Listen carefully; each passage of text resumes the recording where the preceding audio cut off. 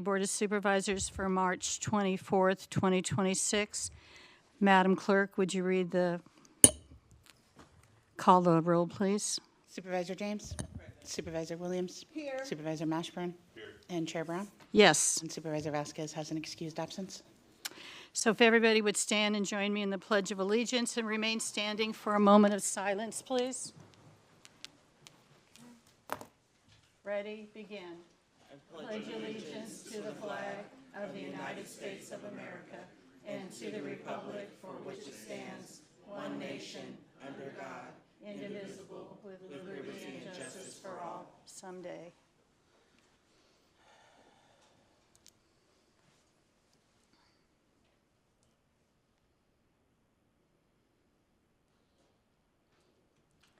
Thank you.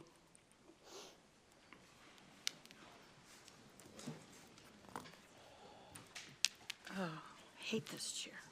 There we go.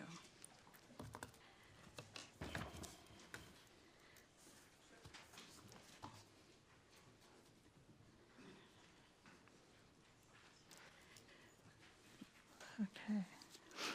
Madam Clerk, are there any cards submitted for the presentation, the first presentation for the day? Ma'am, I have no callers on the line, and I have no cards submitted for the first item. All right, so if you would read the agenda title, please. Adopt and present a resolution recognizing March 24th, 2026 as World Tuberculosis Day in Solano County. Do I have a motion? So moved. Second.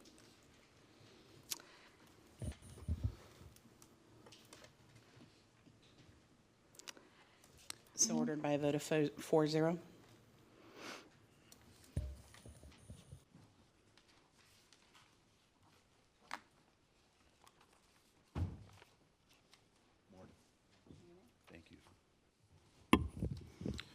Thank you all.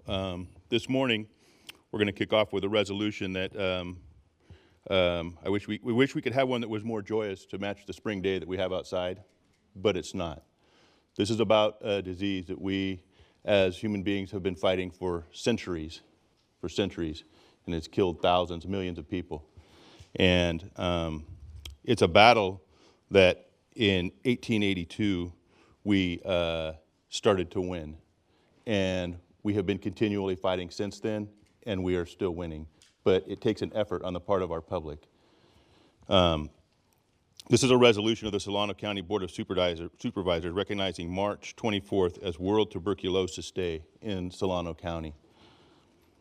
World Tuberculosis Day is observed annually on March 24th to commemorate Dr. Robert Koch's 1882 discovery of the TB bacterium, a breakthrough that made a modern diagnosis and treatment possible.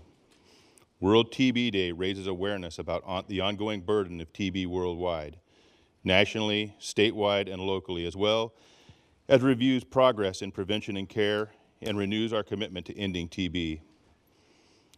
TB remains the leading cause of death from a single infectious agent, causes illness in more than 10.7 million people, claiming approximately 1.23 million lives in 2024, despite being preventable and curable.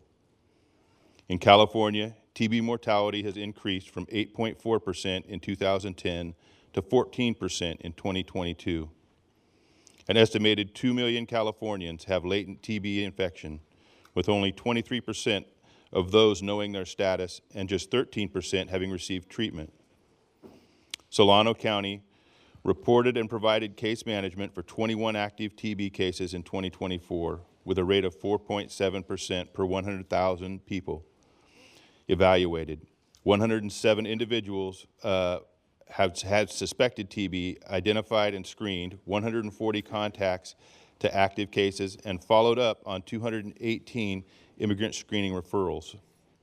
Solano County is committed to TB control and prevention through case management, contact investigation, LTBI screening for high-risk individuals, and strengthened surveillance to detect and prevent potential outbreaks while promoting health equity and reducing stigma. The 2026 theme of Yes, We Can End TB emphasizes governmental and community accountability for eliminating TB. And with that, our health officer. Thank you, Supervisor. My name is Dr. Cameron Kaiser. and get this to stay up. It's not going to go. There we go. All right. Good morning. My name is Dr. Cameron Kaiser. I am currently the president of the California Tuberculosis Controllers Association and the acting health officer for the County of Solano. Tuberculosis is how I got my start in public health, because I'm also a practicing physician who has seen TB cases for 20 years, and I continue to see latent and active cases to this day in our Solano County clinics. Unfortunately, like so many things in public health, we are also going backwards. As the supervisor pointed out, our numbers of active cases in California have not only increased, but even with modern treatment, the number of people who are dying from those infections has also increased. And the cruel reality is that the vast majority of those cases were preventable with early treatment. Here in Solano County, I am proud of the progressive TB program that we run. No one is turned away.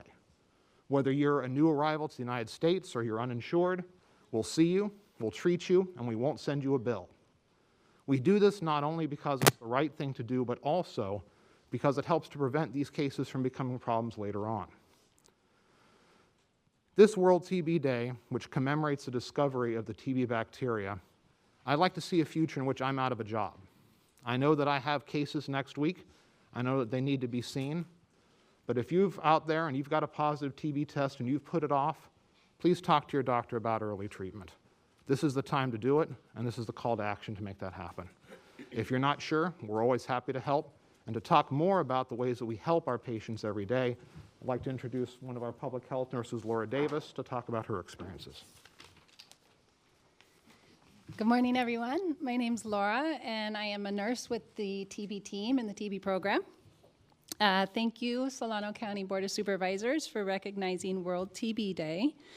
We use this day as an opportunity to raise awareness about tuberculosis. Many people think that TB is a thing of the past. However, as you've already heard today, it's not. In California, the number of TB cases is about twice the national average, and as you heard, there's a mortality rate now of about 14%. In Solano County, TB cases are close to the statewide average.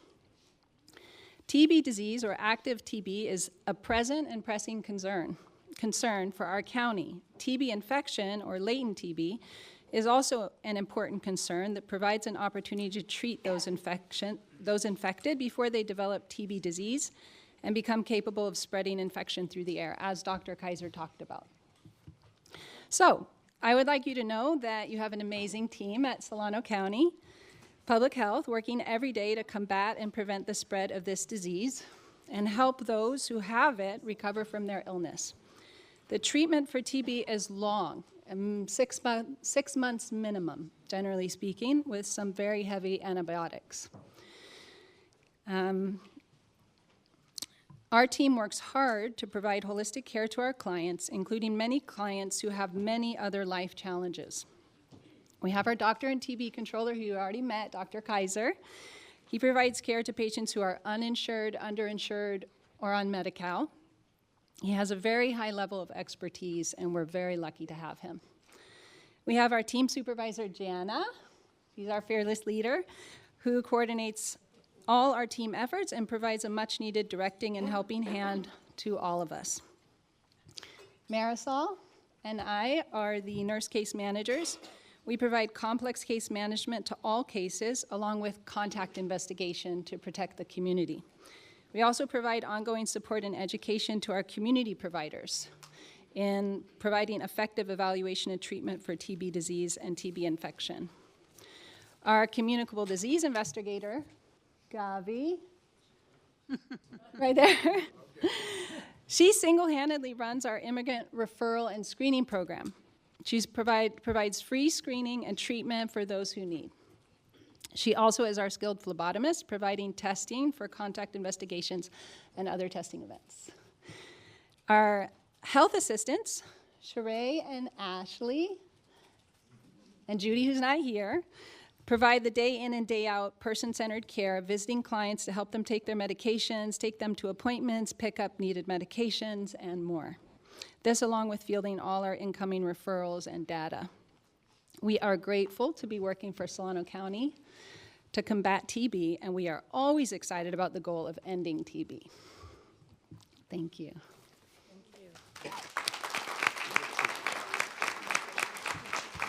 Come on up, ladies. Come on.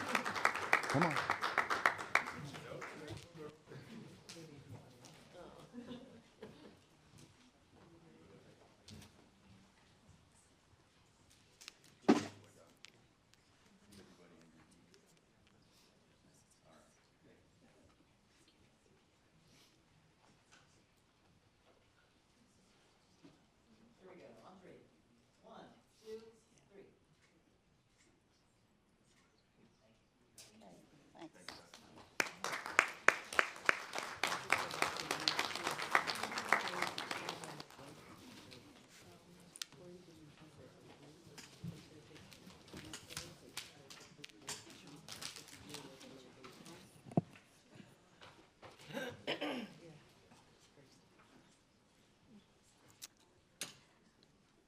Item number 2, are there any public comments? Madam Chair, I have one caller on the line. I'm going to check and see if they are calling in on the item. Give me Okay. one moment. Caller with phone number ending in 42. If you are calling to speak on agenda item number 2, please press *3 to raise your hand. Caller with phone number ending in 42. If you are calling to speak on agenda item number 2, please press *3 to raise your hand. Okay, ma'am, they're not raising their hand, and I have no cards for the item. Okay, so if you would read the item, please. Yes, ma'am. Adopt and present a resolution recognizing World Autism Awareness Day, internationally recognized each year on April 2nd, to raise awareness about the millions of Americans and 65 million people around the world living with autism spectrum disorder. Do I have a motion? So moved.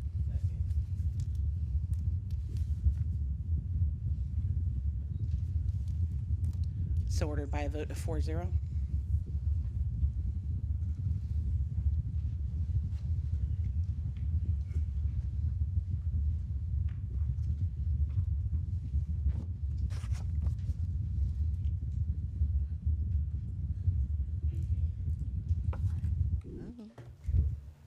All right. Well, good morning, everyone. I'm here today presenting to Founded. Founded started in Suisun City while I was on Suisun City Council, and they've done some amazing work and just uplifting individuals with all different abilities. We all have different abilities, and so it is warranted to make sure we acknowledge all in our communities where we have complete inclusivity. And I'm going to read the resolution. Whereas World Autism Awareness Day is recognized internationally each year on April 2nd to raise awareness about the millions of Americans, an estimated 67 million people worldwide living with autism spectrum disorder, and whereas autism affects children of all racial, ethnic, and social economic backgrounds and is approximately 4 times more likely to occur in boys than in girls, with 1 in 36 children currently diagnosed with autism. And whereas autism spectrum disorder is detectable at an early age, and research shows that children diagnosed between birth and age 3 who receive regular medical care and early intervention services often demonstrate significant improvements in learning, communication, and developmental skills. Whereas parents of children with autism serve as lifelong advocates for their children, and I can say that is true. It was because of my son David, who was diagnosed with autism, that I learned to find my voice. So it is truly, truly a blessing. Navigating, they build lifelong advocates for their children, navigating medical, educational, and support systems. And even after their children graduate from high school, many families must continue searching for programs and services. And each year, more than 50,000 young autism adults age out of school-based support systems and struggle to find adequate programs and resources. Whereas the experiences of individuals with autism vary widely, yet their talents and potential are too often misunderstood or overlooked, as many continue to face unnecessary barriers to employment, healthcare, and education, while children with autism frequently experience bullying and obstacles to learning. Now, at this time, I'm going to ask Alexis to come and share some words about Founded and its significance and importance in Solano County.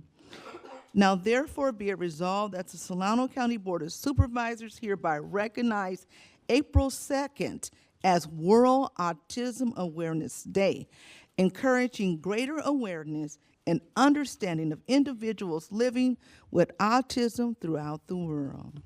At this time, Alexis, thank you.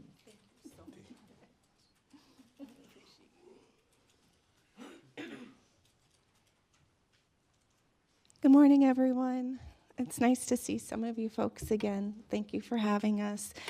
Just a few words about Found It. We started 8 years ago in Sassoon, right in your backyard. And we started with 8 members, and now we have grown to over 40 with some of our larger events, hosting over 75 individuals of various needs. So I'm usually very winded. I can talk a lot, but I promise I'll keep it short here. We support all folks 18 and over. Last year, we opened a community space at the mall. So I invite all of you to come and check us out April 18th when we're hosting our open house at 11 to 1 o'clock in the afternoon. I'd love to see some of your smiling faces there because you're all smiling, right? Right? Okay. So I'd love to see you. One quick fun fact, we are one of the only community centers that are hosted and run and supported by adults with disabilities. So when you walk into our space, you're going to see a reflection of Solano County, because Solano County is one of the most diverse counties in California. And before I leave this wonderful little stage here, I'd also like to open it up with a challenge to have a conversation with someone with autism. I'd like to challenge you to train someone with autism. I'd like to challenge you to employ someone with autism. They are a wealth of knowledge if we just give them an opportunity to sit there and converse with us. We have some great folks here. My super duper co-founder Darian, and some of our long-term members, Cam and Lolo, who both just got their food handler's permit and going on to big and awesome things. So thank you. Again, please come and check us out April 18th. Thank you.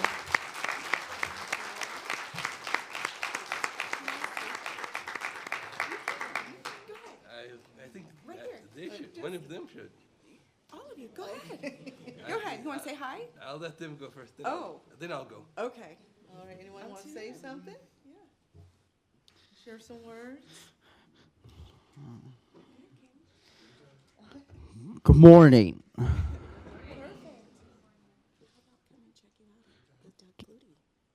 The Doug Flutie? The Doug Flutie Walk. Yeah, but the Doug Flutie Walk. And to join us next Saturday. When I seen the national anthem.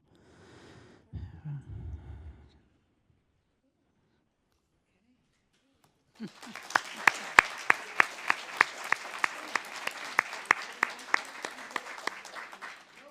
all right, come on. I'll go. Good morning, everyone. I was just like to say that found it. I have met some of my best friends there. Aw. All take photos now. So we're gonna go in front and stand in front of the supervisors. Come on. You said great things.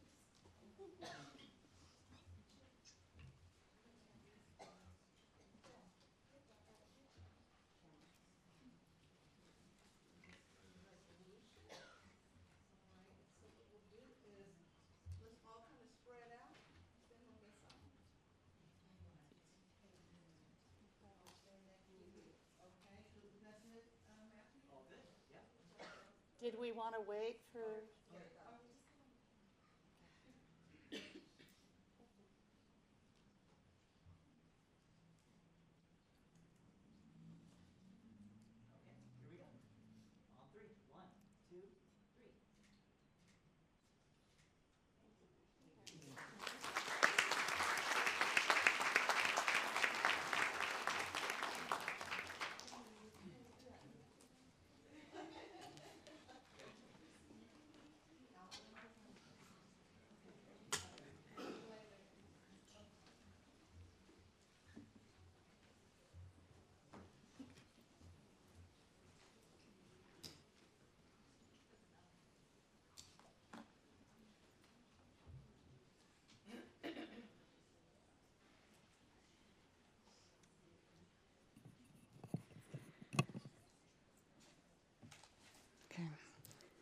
Items from the public.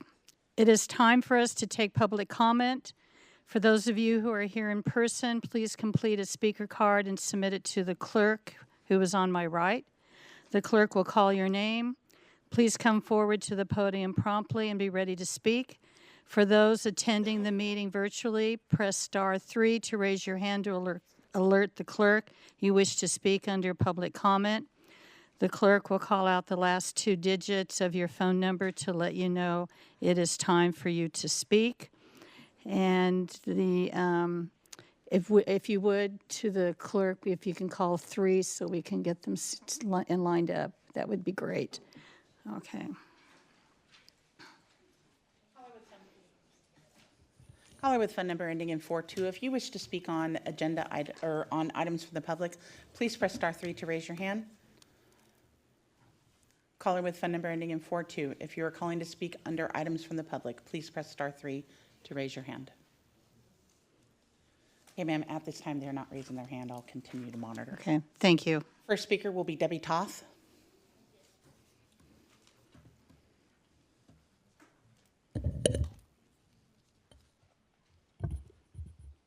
Good morning, Chair and Supervisors and public and staff. My name is Debbie Toth. I'm the President and CEO of Choice in Aging. We're a nonprofit organization that's 76 years old. We came to Solano County from Contra Costa County, and I'm a Solano County resident of 3 decades. We came to provide services when the Area Agency on Aging closed. Older adults were going to lose their complex case management, nursing, and social work services, and so we wrote a very big grant and became the provider in Solano and Napa counties for the Multipurpose Senior Services Program, keeping frail elders out of institutions. Also lost when the Area Agency on Aging closed was PEAS, and this is a mental health, suicide prevention, case management, and therapeutic program. We have been providing it since 2019. Prior to that, the Area Agency on Aging had been providing it. It's been over 13 years the program's been in existence, supporting older adults remain living in community with the support and connections they need to foster independence and well-being. We have bilingual therapy that is provided in the homes of older adults. We have case management, and we have evidence-based suicide prevention training. It's important to note that last year, the highest segment of the population that committed suicide last year was older adults in Solano County, yet our program was eliminated. There is supposed to be an RFP that is coming out at some point that will take the money that was in the Mental Health Services Act that was cut and put it in the Behavioral Health Services Act, and my fear is that we aren't going to identify older adults. Even though they are a population that can be served in this new structure, the Behavioral Health Services Act, it does not specifically call out older adults, it calls out 25 and older, where the original funding stream called out services for older adults. I am imploring the board not to forget the older adult population. Not only are they the highest number of suicides, it's the largest number of growing homeless population is the older adults. It is the first time homeless population that is not homeless due to substance use disorder or serious mental illness, rather poverty. This is the only program offered in Solano County that is not means tested. So to say that CalAIM through Medi-Cal Managed Care is going to provide enhanced case management, it's not. Those are for specific priority populations, those are not the folks that we're serving in PEAS. We do not want to turn our backs on our older adults, and for that reason, I'm asking you, when you get to the RFP process, please identify older adults. Their mental health needs are not the same as general adult populations. As we begin to lose our functionality, our ability to drive, our ability to pay for groceries, our challenges are very different than others. Thank you for your consideration. Thank you.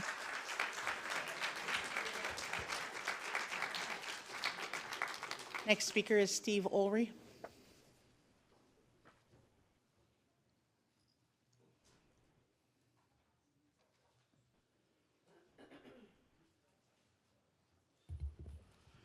Good morning, everyone. I want to say amen to the previous speaker.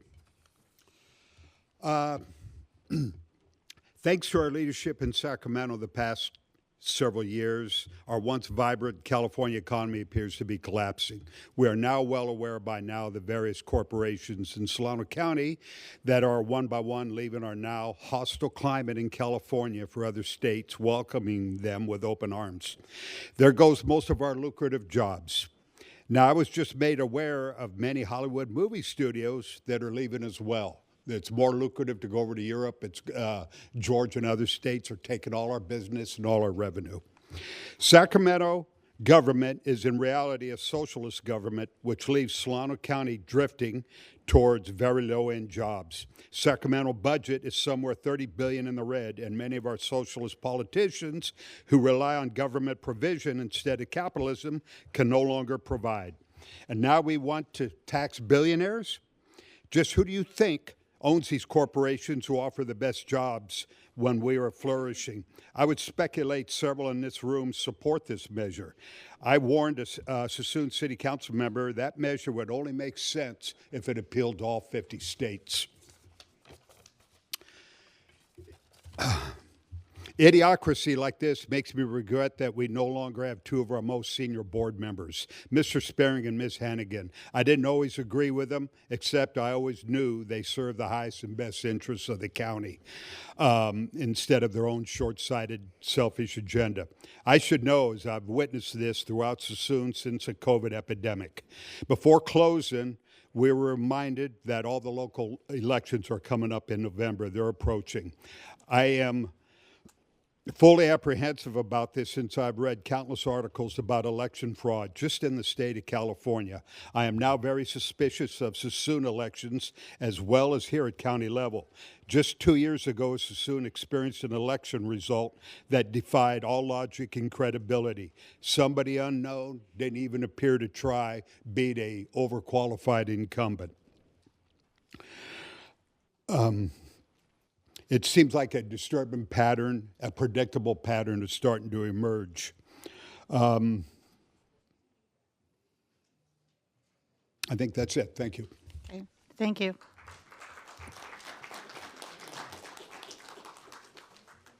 Next speaker is Nick Filloy. Filloy, F-I-L-L-O-Y. Did I get it close?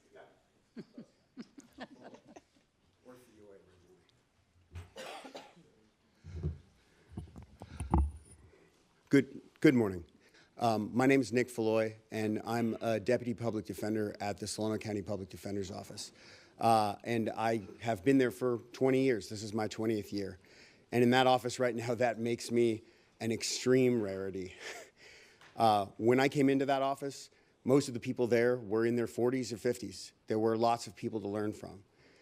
And while it's true that public defender's offices and district attorney's offices have attrition rates typically wherever you go that are higher than other institutions because the jobs are hard and they're stressful and they kind of grind you up, the attrition that we've experienced in these offices in the last decade, in the second decade I've been here, is staggering.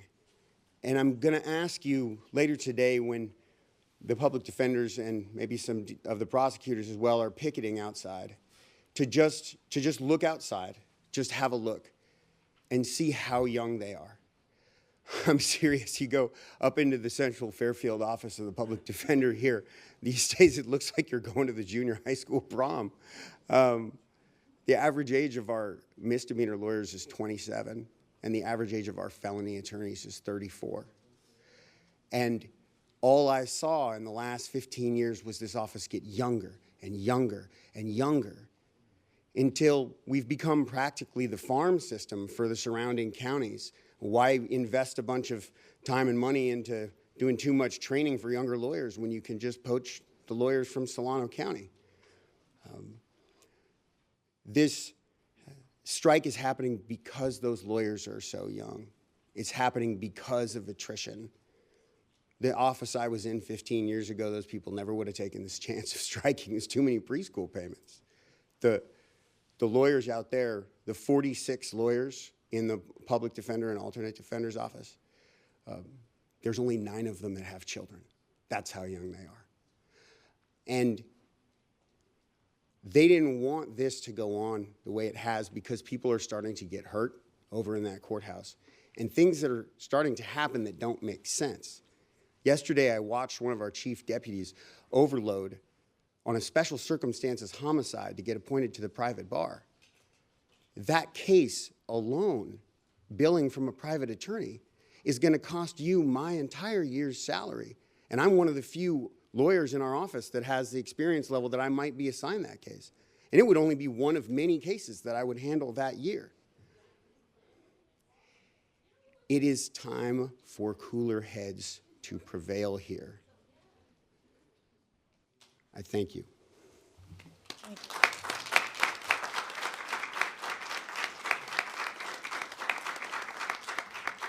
Next speaker is Rick Estrada.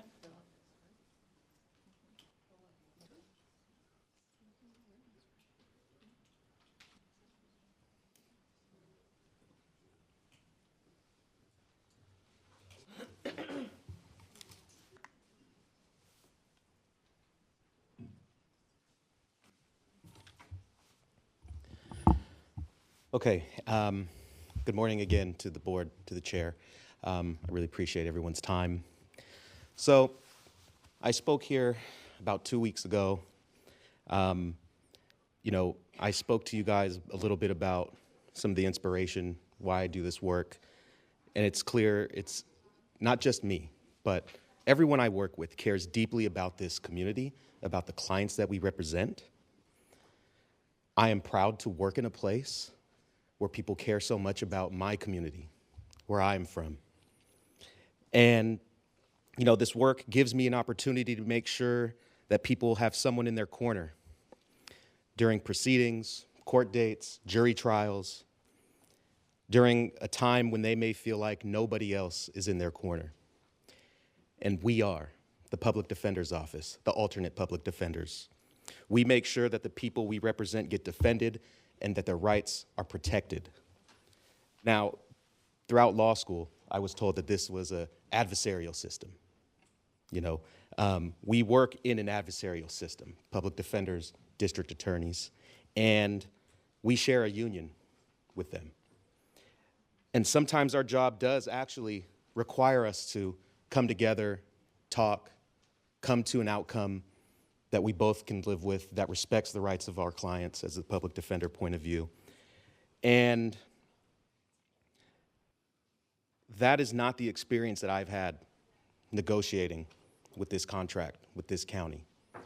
I have not had the experience of coming together, of talking together about things. Our contract expired October 25th, 2025.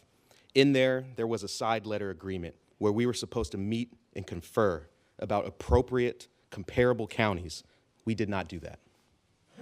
We reached out. Instead of coming together like our contract said, we were given a list of counties and a compensation studies with counties that we never agreed to. That compensation study forced us to contend with, that we were forced to contend with, it's flawed. It includes Placer County, a county that doesn't even have a public defender's office, okay? And this is something that we could have talked about. We could have come together. We could have sat together at a table and talked about, but nothing like that happened. And even the compensation study that we are sort of being forced to contend with, that shows that we're about 4% below the average of those counties. If you take Placer County out, we're 8% of the average. That includes counties such as San Joaquin County. And I talked about coming from Marin the last time. I start to call Marin Solano County Public Defender's Office West, because as Mr. Floyd said, many of our public defenders have gone there because they are 15% more paid and they have a lot less cases. Please, let's come back to the table. Thank you.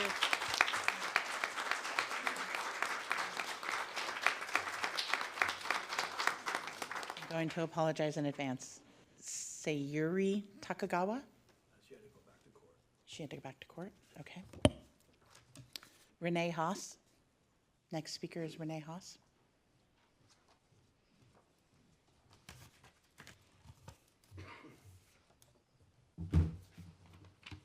Good morning to the board.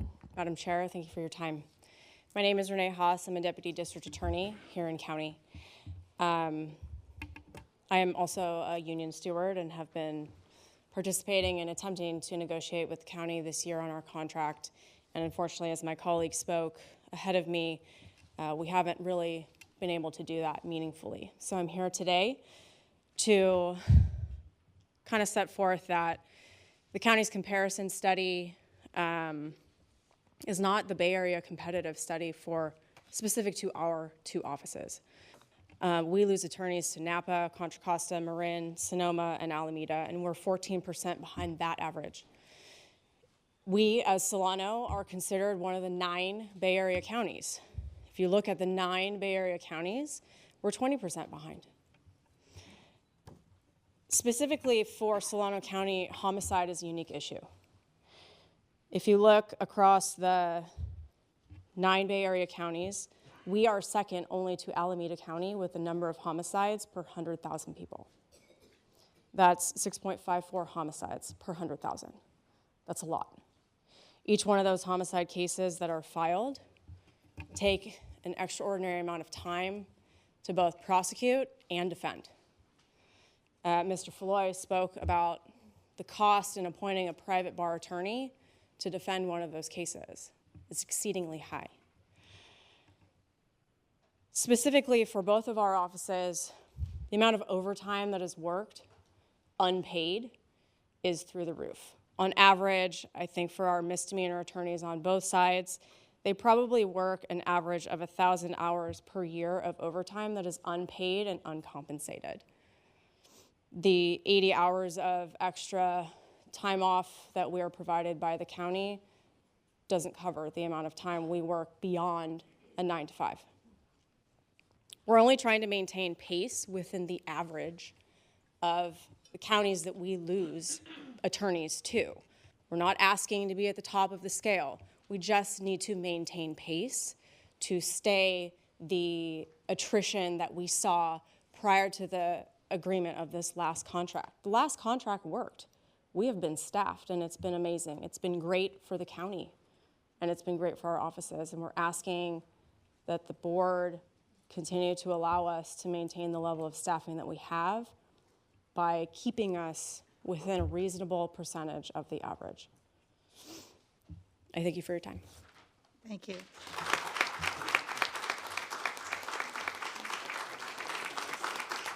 Next speaker is Costa. I appreciate you. Good morning, board, chair. Thank you again. My name is Costa Carastenzi. I'm the representative for Unit 1, and I'm here on behalf of Unit 1, which are the District Attorneys and Public Defenders. You've heard from some of our members. There's lots of our members here in the audience today as well. They'll be out there striking today as well. The reason why we're here is because despite our repeated efforts, we've been unable to get the county to sit down and come up with a reasonable equity increase. We've provided you with data. We've tried to meet with you since April of 2025 to discuss the data that we have. It is clear under that data, and there is absolutely no evidence to the contrary, that this unit is well below the average wages for the Bay Area and well below the average wages for the counties that are our market, the counties where we lose attorneys to all the time. The current offer on the table, 6% over 3 years, will only create a disparity in our wages that will lead to the attrition and the dysfunction of the offices that all of our members are fighting against to not happen again. We're fighting for it because we know when that happens, we can't serve the community to the best possible way that we want to serve the community. And so we have provided you with this data, and we've tried to meet all through April, May, June, July, all the way through the contract expiring, and at no point has the county ever sit down to actually listen to the concerns of these members and the concerns of these bargaining team. We simply ask that you look at the data we provided and you look at the information we provided, and it shows you that with a reasonable equity increase, we can maintain market competitiveness and not have the problems that we've had in the past. Because of the county's failure, we gave notice of the strike with over 45 days notice. At no point did the county come to us and say, what can we do to prevent a strike?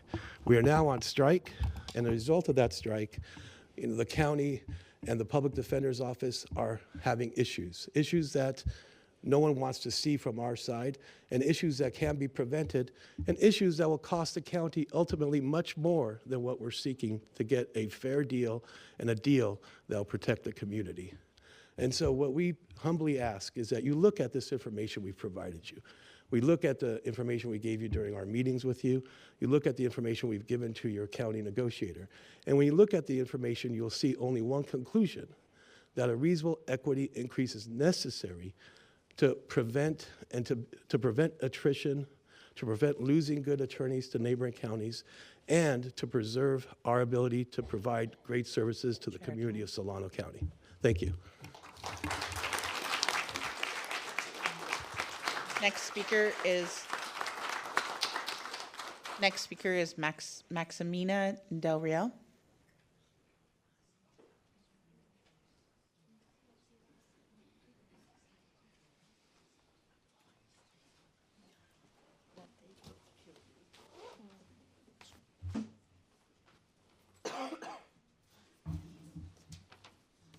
Good morning. Oh, Eloise first.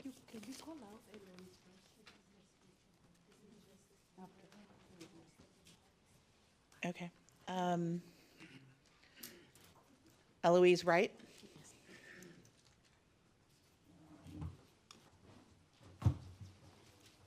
Good morning, everyone. Okay. My name is Eloise Wright, and I've been an IHSS worker in Solano County for 2 years. I'm here with fellow SEIU 2015 union members to deliver a petition to in support of higher wages for IHSS workers that currently has more than 430 signatures from Solano County residents. Here's what the petition says. Supervisors, Monica Brown, John Vasquez, and Mitch Mashburn. We, the in-home supportive services IHSS workers and recipients, community organizers, faith healers, business leaders, and constituents of Solano County support a strong union contract with higher wages for Solano IHS workers. IHSS is a critical social service that allows older adults and people with disabilities, Solano County residents whom we love, to receive essential health care at home. More than 7,000 IHSS workers who provide this care are instrumental in guaranteeing the health, safety, and well-being of more than 7,000 IHS recipients. The IHS program is one of the most cost-effective forms of long-term care in the state, helping to save Solano taxpayers thousands of dollars a year. Helping to save Solano taxpayers thousands of dollars a year per recipient enrolled in the program, who otherwise would have to receive care in a costly nursing home. Yet, the workers who provide this care are struggling to make ends meet on current wages. A recent poll revealed that 82% of Solano IHS workers work multiple jobs, at least some of them just to make ends meet. 55% of Solano IHS workers have difficulty paying their rent or mortgage each month, reporting that they are sometimes or always late with their payments. 47% of Solano IHS workers experience constant food insecurity, relying on CalFresh and or food banks at least once a month. 53% of Solano IHSS workers are sometimes or often unable to access medication, and 47% are sometimes or often prevented from visiting the doctor due to concerns about cost. As IHS workers continue to go without the resources they need to provide for themselves and their families, many are being forced out of the profession, putting countless Solano residents at risk of losing access to the vital health care they need to live safely with dignity and independence in our community. You have the power to change this. We strongly urge you to address this crisis by raising wages for IHS workers now. Thank you. You're welcome.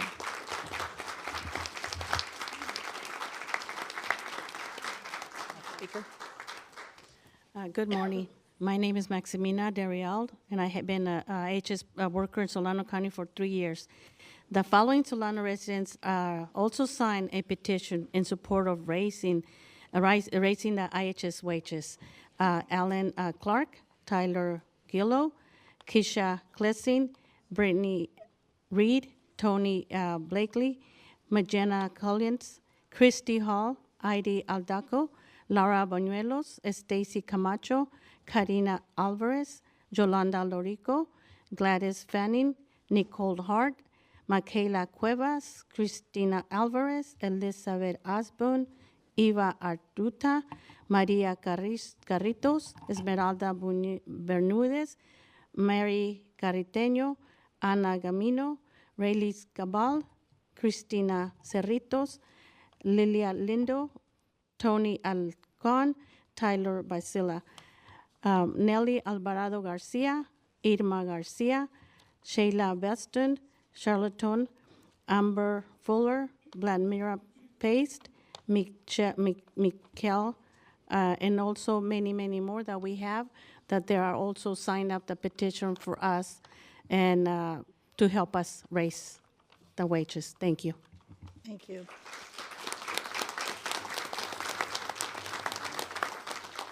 Next speaker, Minerva Pena.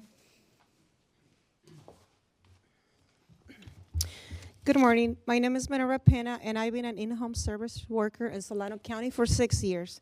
The petition my union sister just read was signed by more than 430 Solano residents, including Nicole Neff, Sherilyn Dutla, Adrian Lopez, Angela Craig, Emily Parham, Arlita Angeles, Beatriz Farias, Erica Morse, Dana Self, Hada Abdullah, Adam Y, So Bailey, Regina Juham, Amber Hardy, Sharon Lewis, Jessica Wynn, Alva Sanchez Fontanilla, Marisol Gutierrez, Elizabeth Farham, Miriam Balbuena, Samsamayam Panishai, Shannon Hazy, Michelle Overgard, Jennifer Banks, Stephanie Kite, Daphne Dunstan, Jennifer Carpenter, Elizabeth Cota, Laura Chavez, Alicia Valerio, Maria Carla Buendia, Wen Lange, Cleo Lilani Pease, Maria Belinda Manignas, Katia Bess, Chansadora, Sulima Paramo, Amber Myers, Leslie Paeste, Adra Romero, Christina Holden, Mary Lyer, Krista Poe, Nikita Range, Raquel Villanueva, Carolyn Mo, Amelia Zavala, Irma Garcia, Gloria Garcia, Jerry Gallant, Oscar Argon, and Kayan Garcia. Thank you. Thank you. Next speaker is Daphne Dunstan.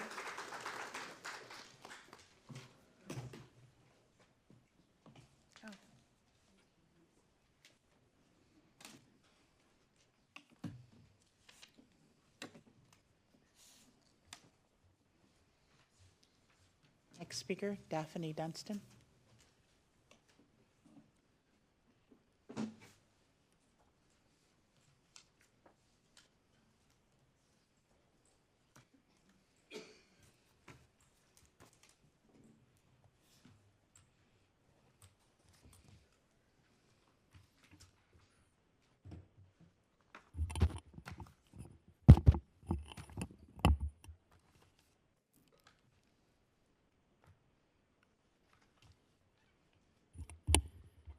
Good morning, Board. My name is Daphne Dunstan. I am an IHSS provider here in Solano County and a proud Regional Vice President of my union, SCIU 2015. This is a simple truth that it's so hard to swallow in Solano County. IHSS wages are too low to sustain a stable home care workers. This affects the future of our citizens in Solano County, who will be facing the reality of having trouble finding someone to take care of their loved ones and even themselves. You have delayed, deprioritized our contract, and disrespected your constituent consistently. Now, I want to speak directly to my own supervisor, Monica Brown. Supervisor Brown, I am your constituent in your district, and I'm very disappointed. Meeting after meeting, IHSS workers have shared heartfelt stories and explained how your inaction of our wages is affecting us. Yet, instead of showing sensitivity and understanding of their plight, you sit and smile. To me, this is very disrespectful because it gives us the impression that you do not care. I hope this is not true. My IHS clients are my 2 adult sons who has autism. Without the IHSS program, they will be forced into institution which would tear my family apart and create a bigger cost for the county. At this very moment, caregivers are leaving Solano County for nearby counties that pay IHSS workers a higher wage. People who would be great care providers are seeking work in other counties with higher pay. Our county is facing a growing crisis where seniors and people with disabilities is struggling to find caregivers because we don't earn enough to provide for ourselves and our families. Countless Solano families are being pushed to the breaking point. This is no laughing matter, and we aren't smiling. We are worried, we are hurt, and we're scared. Not just for our families, but all families in Solano County. This is not something to be taken lightly. We need your attention on this issue immediately, bargain in good faith, and help solve this crisis in Solano, so even you can have care when that time comes. Thank you. Thank you.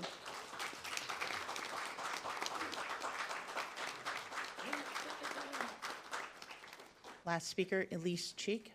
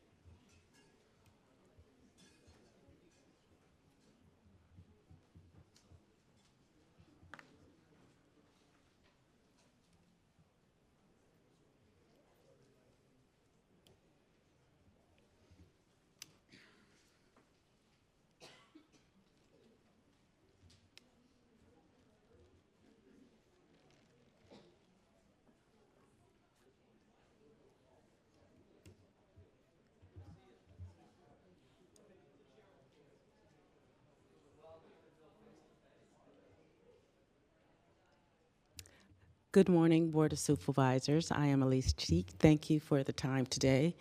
What I'm going to talk about right now is somewhat very personal to my heart because in the year 2025, I lost an uncle and an aunt, 72 and 75 years old. And so what I'm going to talk about right now is the prevention and early access for senior called the PEAS program. And I'm requesting your RFP specifically to include mental health services for older adults.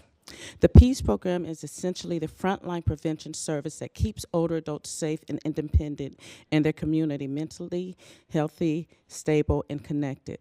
Losing PEAS would not save money, it would shift costs to more expensive crisis and institutional care. PEAS matters. PEAS is the only needs-based program specifically designed for older adults that provides comprehensive case management, free community-based mental health therapy, free education to reduce stigma and prevent suicide. It also addresses the most common and dangerous challenges facing seniors today: social isolation, grief and loss, depression and anxiety, economic censors. PEAS meets seniors where they are before issues escalate to emergency. And again, I say this sincerely from my own experience. In the last year, I had 2 seniors who died who did not have the services. They were not here in Solano County, but if a program like this had been where they were, maybe they would be here longer. So please, when the RFP, in your RFP, please include mental health services to the older adult population. Thank you. Thank you. And Madam Chair, that is the last card, and the speaker that is on the line never raised their hands. Okay, thank you. So just give me a second. Okay, so we're going to, I apologize, there we go. All right. So are there any additions or deletions to the agenda? No additions or deletions today, Chair. Okay. Sounds good to me. It's been properly moved and seconded.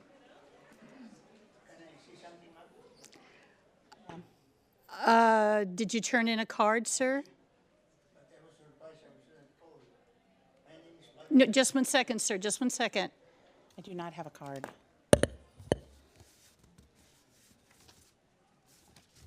Was it on the agenda? Oh, he was in-home support services?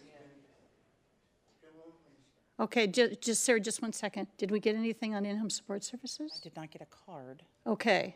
You could have him speak and then submit a card after. Okay, then we'll do that. All right, so come on up, sir. You'll have 3 minutes, and then afterwards we'll need you to fill out a card. My name is Balthazar Gispo, and I was here last meeting. Right. And, I had a problem regarding the graffiti that was written besides the motor vehicle office about our present trams. It's just there. I'm sorry to state there. Right now here, there's trams. I don't want to say the word key.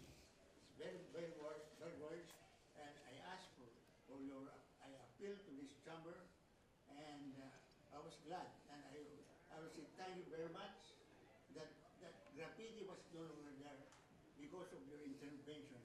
Because after I speak here, ma'am, when I went to the department office where I was doing some petitions, somebody was there cleaning the place. That's why I have to say thank you, because your immediate attention about the problems going on even in this county has been solved. Now, personally, I'm happy, and I think the people who are seeing that are also happy, especially here, ladies and gentlemen. I told everybody there that we have to protect. That if we hit President Trump, we have to love him and pray for him, and also let us do something good for our country. That's why I'm here to say thank you, ma'am. Thank you, although my group, I don't know why, that I was not in the list, but written. And I hope also that you will see that because I'm a member of the SEOU, and I've been a member for a long time, and I know they're asking for 50 cents. Maybe 50 cents is not enough. But I just beg for your mercy and help for the rest of the group. Thank you very much. Thank you, sir.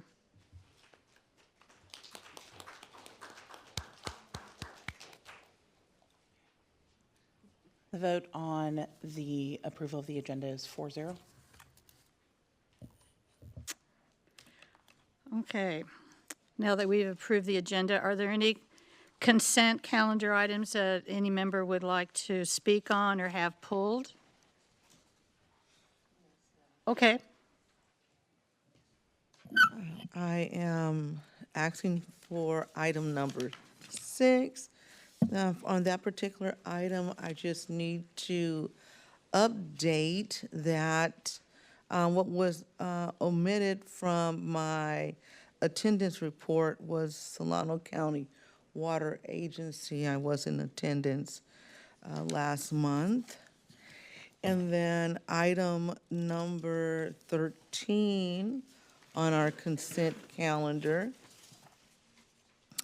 And I just had a question, and I did let staff know on number 13. And it's actually in reference to item F. I couldn't bring up I couldn't bring up so I can read it to you, but it's item number F in the consensus ordinance, and it referenced the fire code official.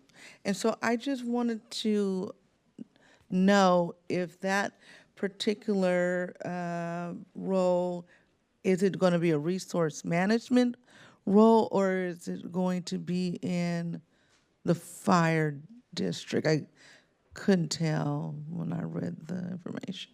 Sure. So I have Saeed, our building official, in the room. So I'm going to have him come up on this item and answer your question. Okay, thank you.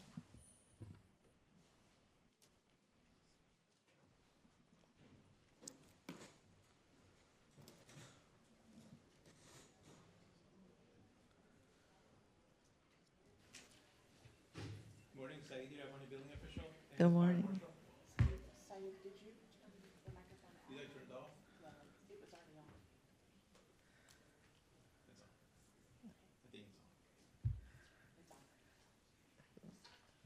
So the question is, who is the...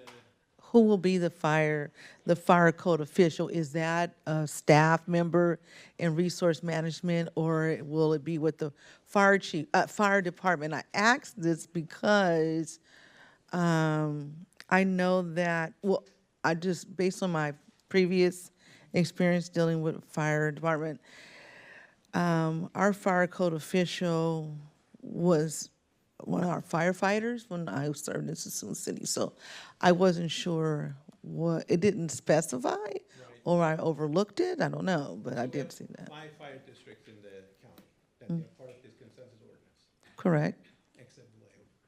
And each has their own fire marshals and their own board.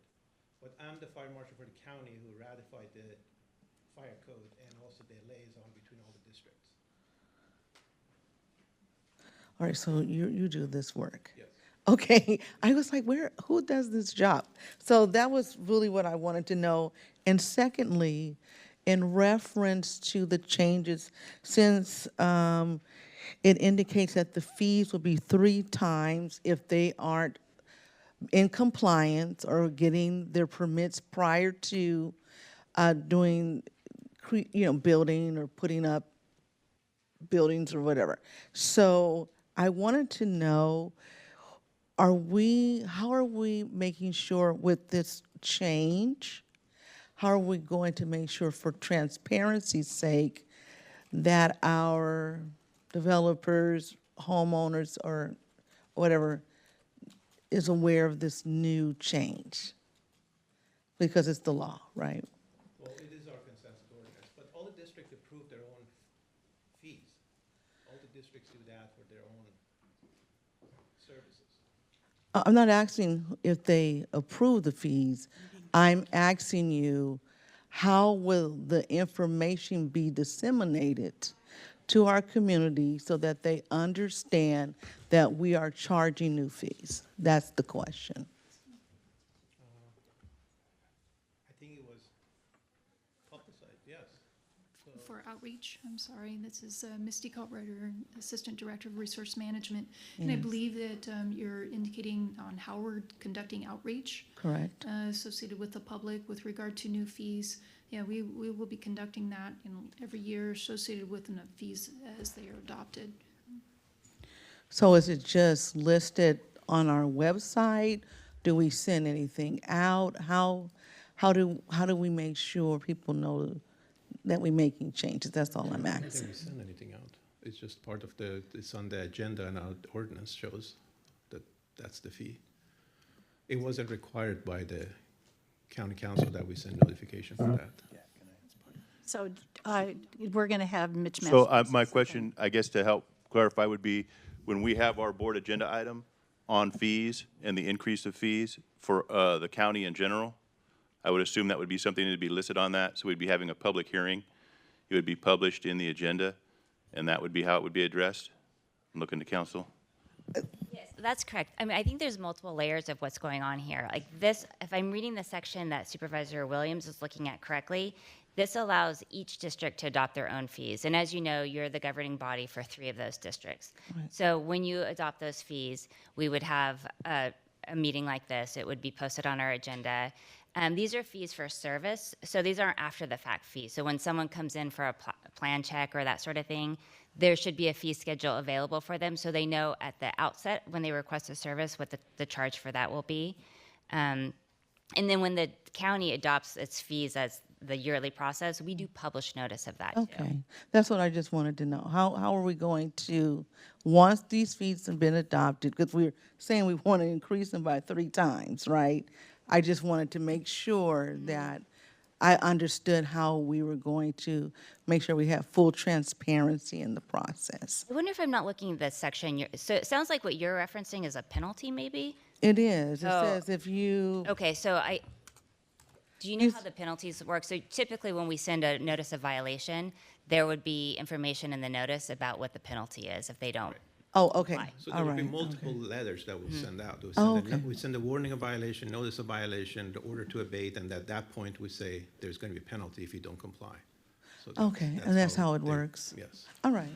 All right, I just wanted to understand how that worked, what that was going to look like as we roll this out in the future. This is not a try to get you No, question, or it's just, I wanted to understand how the transparency portion was going to take place for our community. Sure. Thank you for answering my questions, greatly appreciate it.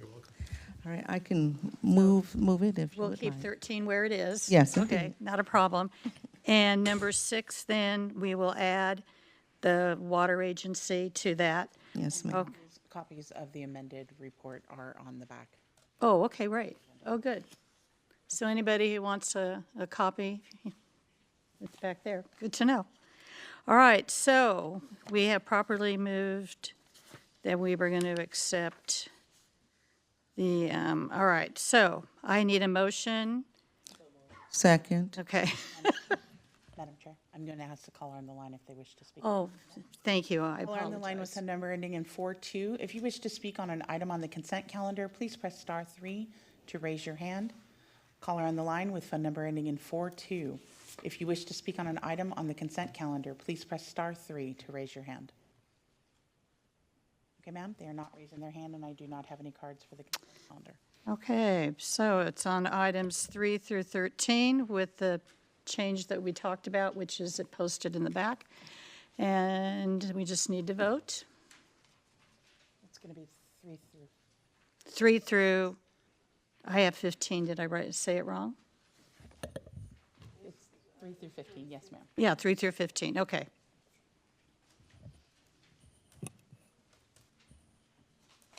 Ordered by a vote of 4-0. Okay, Madam Clerk, we are now on item number 16.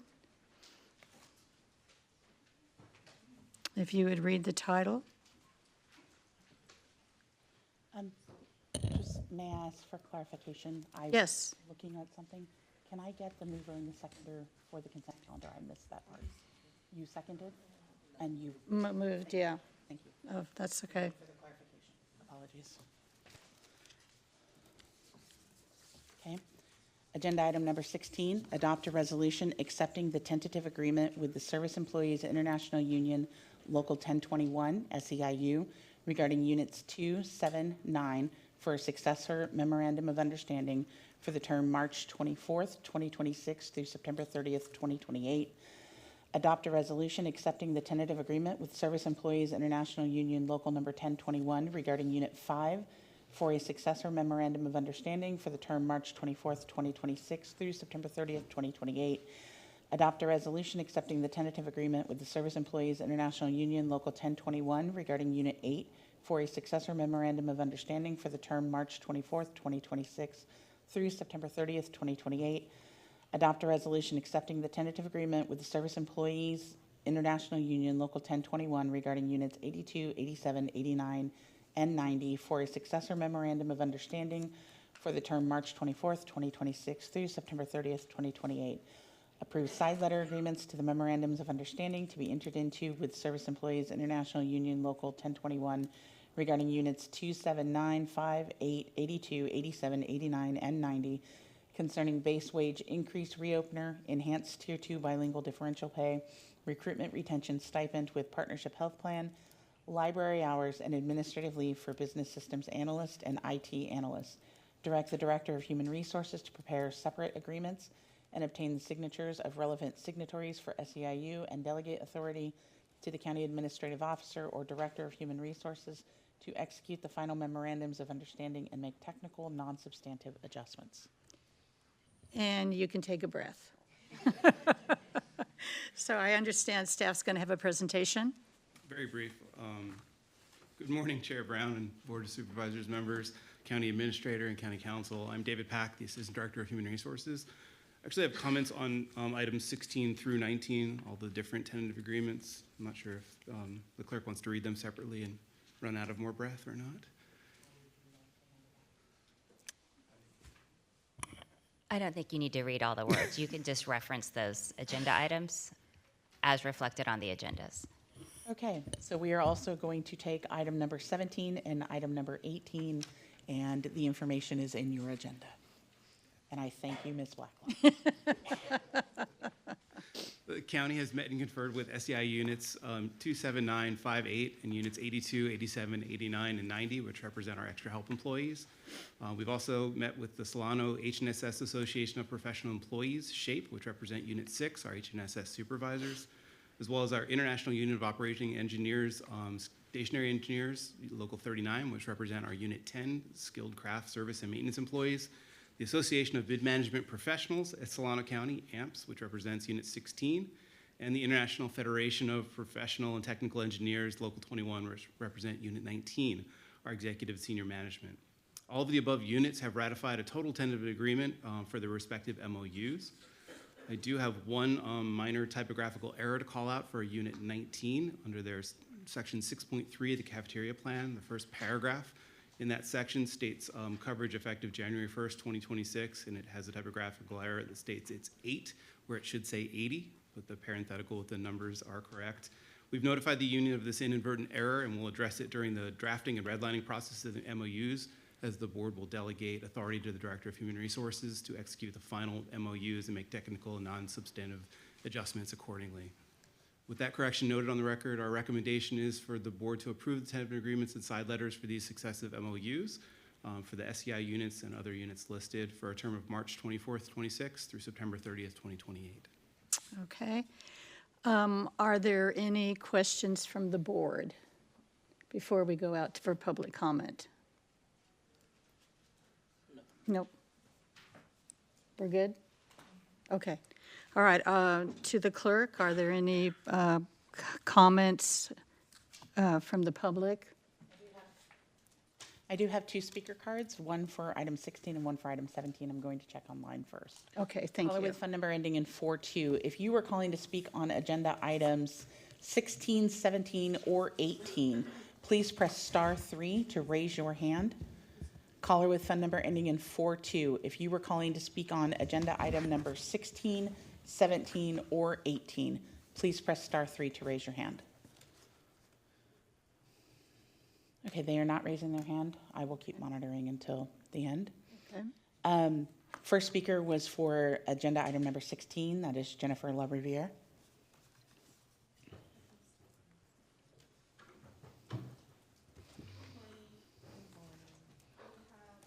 We have myself, Jennifer LaRiviere, the member at large for SAU 10 to 1, President Nicole Chavara Garcia, Vice President Simone Arnett, and Chief Shop Steward Joe Ortiz.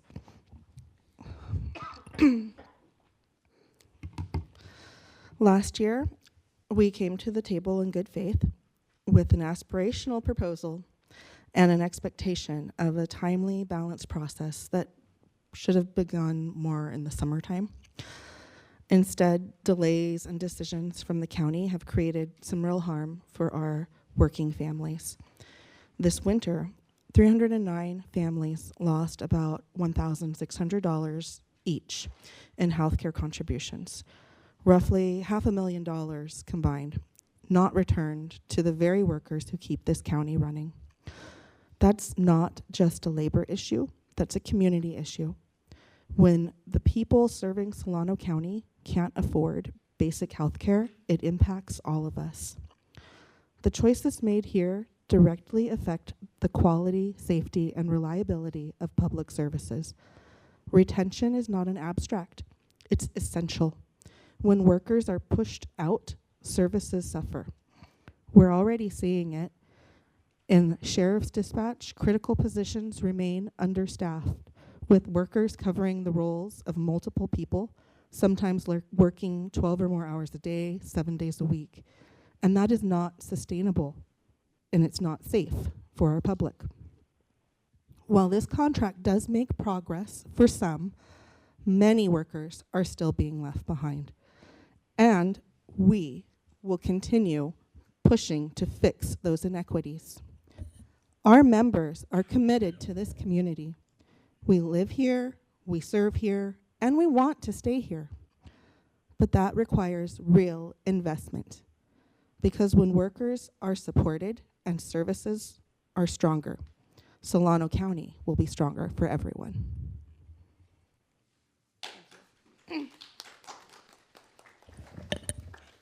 Speaker for agenda item number 17 was Michael Kitces.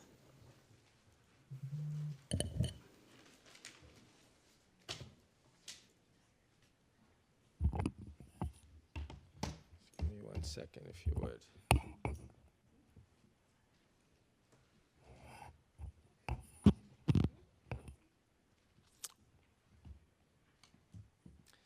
Good morning. Michael Kitsa, Senior Mental Health Manager and President of Local 1, Unit 16, Mid-Managers, and 27-year Solano County employee.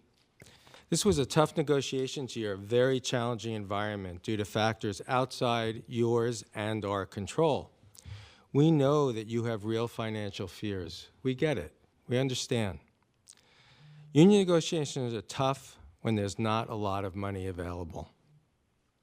We fought and negotiated about COLAs. I've said many times, that's fair game. You know, we have two sides and we're trying to figure out what's best. My members are not happy with this contract, and that happens too. But here's what we strongly object to. We settled because we were hemorrhaging money. You offered other units the opportunity to settle by December 31st and told them that if they did, they would get any of the benefits that we earned by continuing to negotiate. That's called the Me Too clause. We continued to lose when others had no risk. I don't blame them for taking this windfall offer. I blame you for offering it to them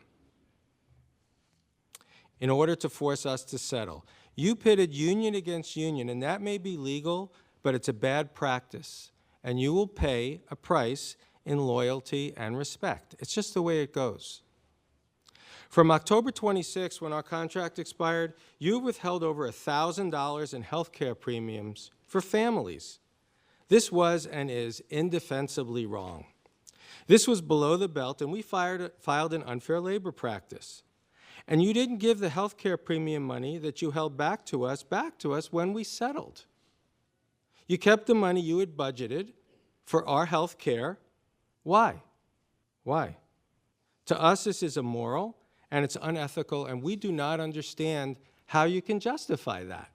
You already budgeted it. We continued to negotiate, and you changed your last, best, and final offer that you made to us. That happens as well. That's okay.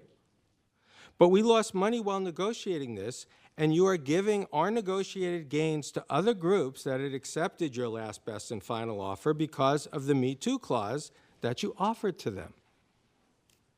So in fairness, we expected that you would make us whole for this, but you said no to retroactive pay. So you rewarded those who settled before us by giving them a Me Too clause and then gave them what we negotiated for, but would not make us whole for what we lost by continuing to negotiate. That is just wrong. And for the life of me and us, I don't understand how you could feel okay with that. It just makes no sense. And, okay, finally, that was 3 minutes? Yes, that was 3 minutes. Thank you for listening. And I hope now that the negotiations are over, you'll actually come and talk to us and explain to us why you took this tack. I know you couldn't during negotiations, but now it's over. So please, talk to us, okay? Thank you. Thank you, Michael.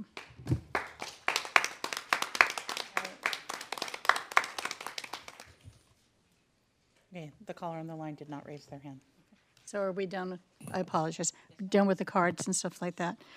Okay, and there's no board. We're good? Okay.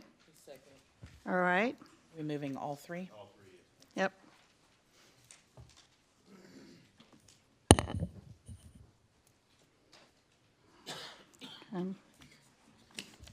All three items are moved at a vote of 4-0. Okay. Do you need a cough drop? You okay? All right. Okay.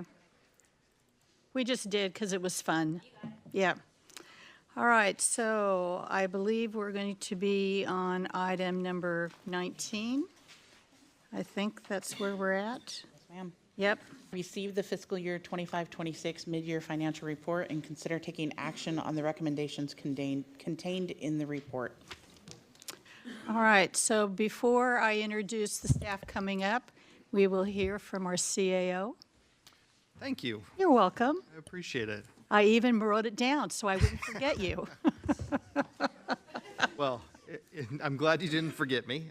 It's a pleasure to be here to present the mid-year financial report.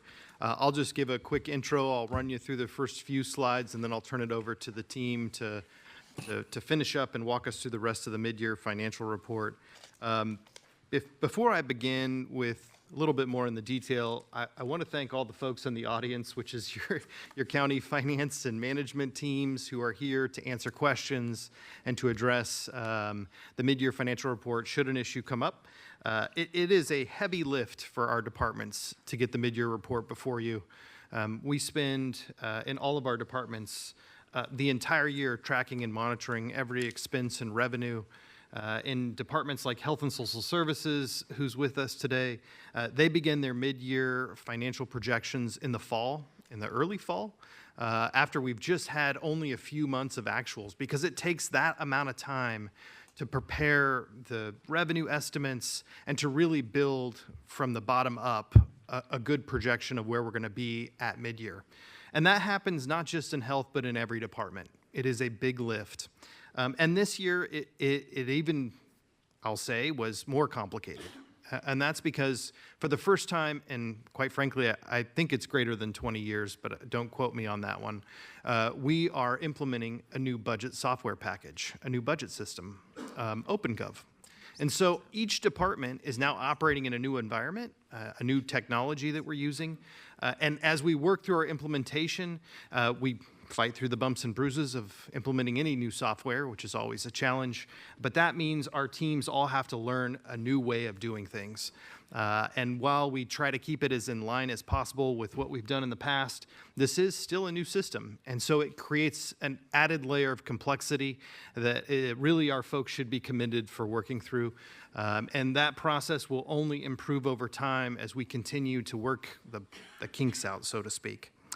So very difficult and challenging just from a basic budget preparation, but also from a financial perspective. As you've heard throughout today's meeting and in previous meetings, we face difficult financial times ahead, and we are working with all of our departments to track and monitor expenditures and to present you with the most current and updated information that we can.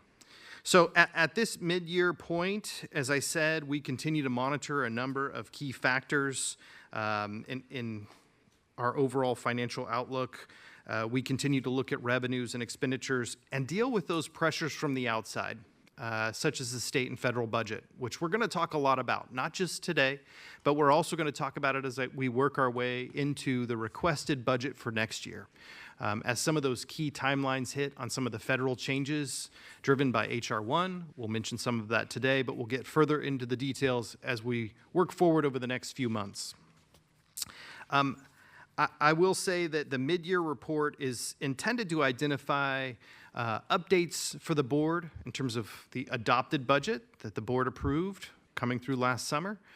It also is intended to approve and present any adjustments that departments have identified to make sure that we've captured all the expenditures and the revenues correctly as well. So lots going on in our mid-year, and you can tell by the depth of the report that's been presented and the number of attachments, a lot to look at. What we'll do today is try to walk you through a few slides to give you some highlights and then open up to answer any questions that you may have.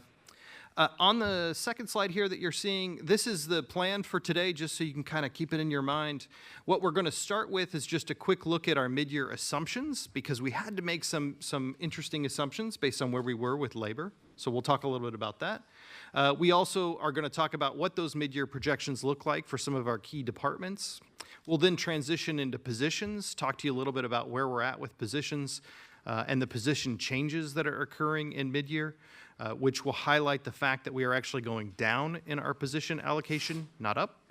But we're making some key strategic changes in a few positions. We're also going to be extending some limited term positions, so we'll talk about that.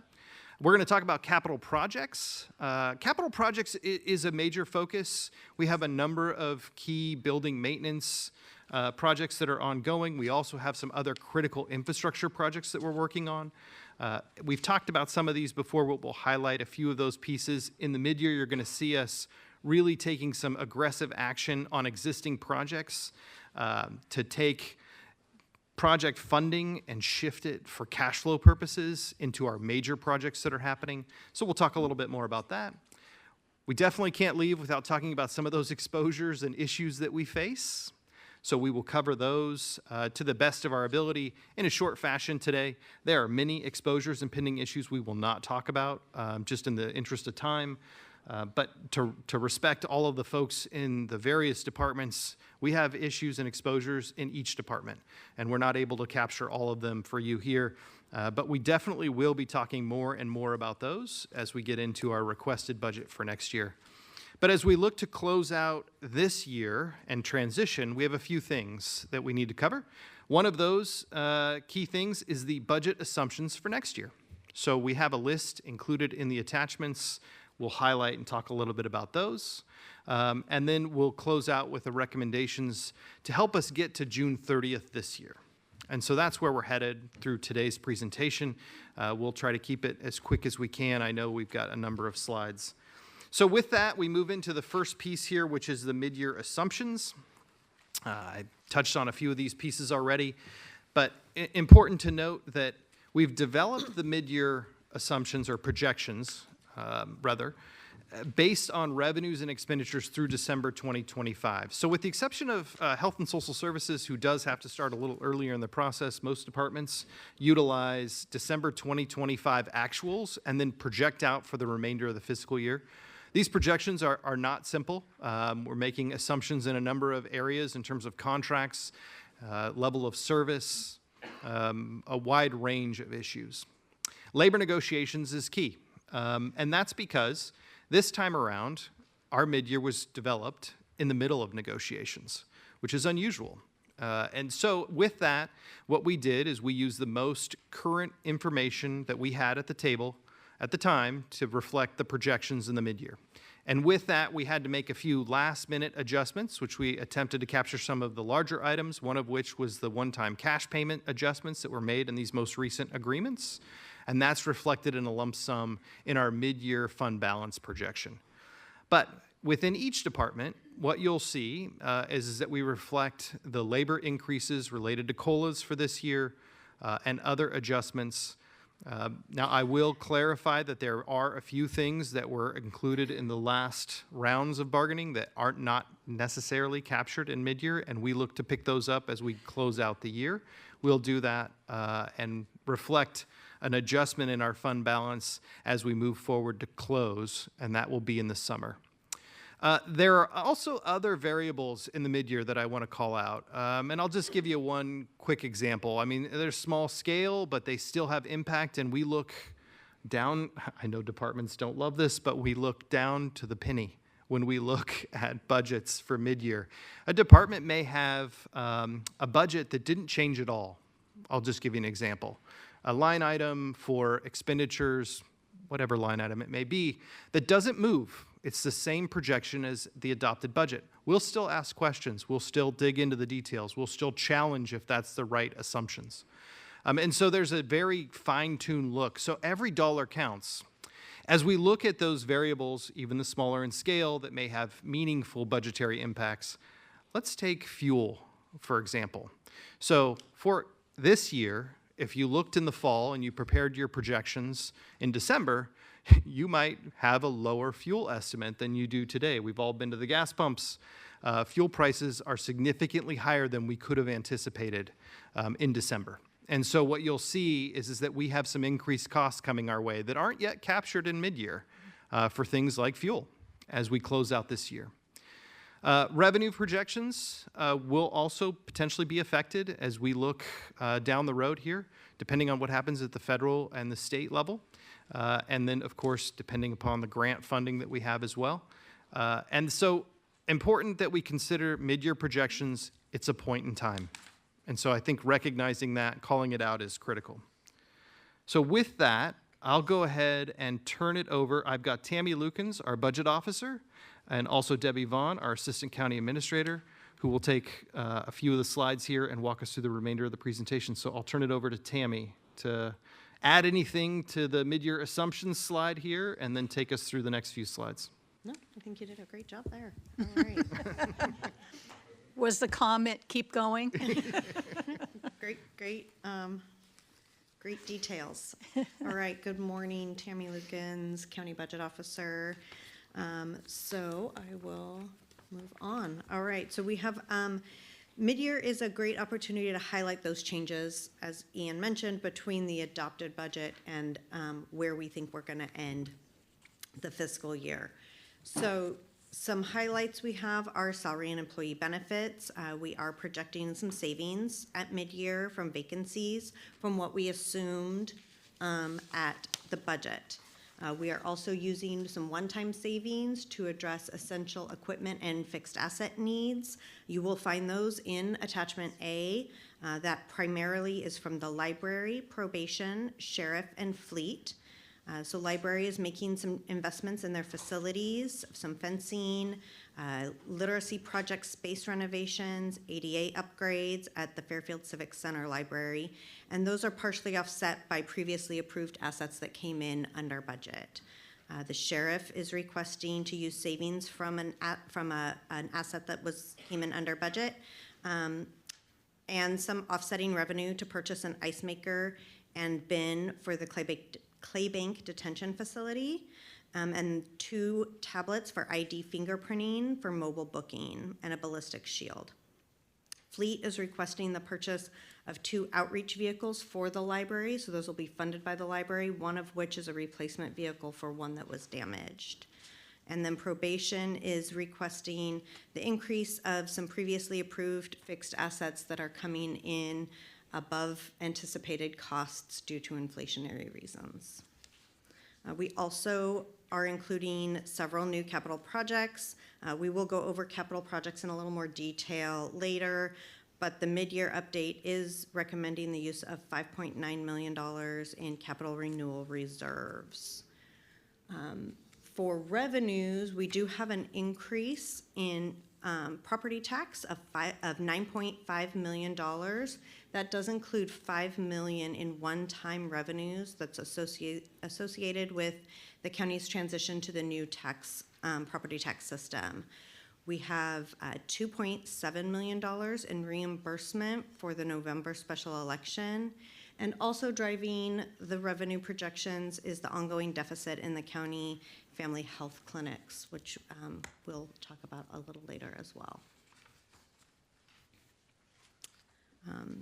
So the mid-year report contains information on all the county funds, but here we have our three largest, and those altogether represent about 70% of our county budget. The general fund, which is the primary operating budget, is projecting a $2 million decrease in the net county cost. And I want to note that last year it was $8.9 million decrease. So that's showing that the county departments are absorbing those labor increases that we've approved over the past several months.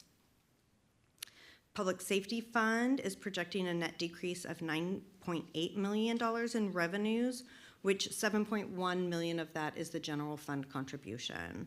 And the remainder is charges for services, it's a reduction in salaries and benefits, and some grant-funded expenditures. Health and Social Services, the mid-year projection reflects a decrease in both revenues and expenditures. We're anticipating no change in the general fund projection, but again, as Ian had stated, this is typically a projection of 3 months worth, about a quarter, and so some of that could change. So here's our expected projected fund balance. It's at $32.4 million. That does include the $14 million in contingencies. The details can be found in attachment E. As also Ian had stated, those one-time payments, this is where we made that adjustment. So we decreased this fund balance to kind of cover those costs that we couldn't incorporate last minute into the department budgets. This is about $5.8 million below the 5-year historical mid-year projection average. Now, I want to note that the county can end the fiscal year higher, and we do often, and the board authorizes through the county budget process the auditor controller to put those funds into things such as one-time investments and our reserve accounts to try and build those up.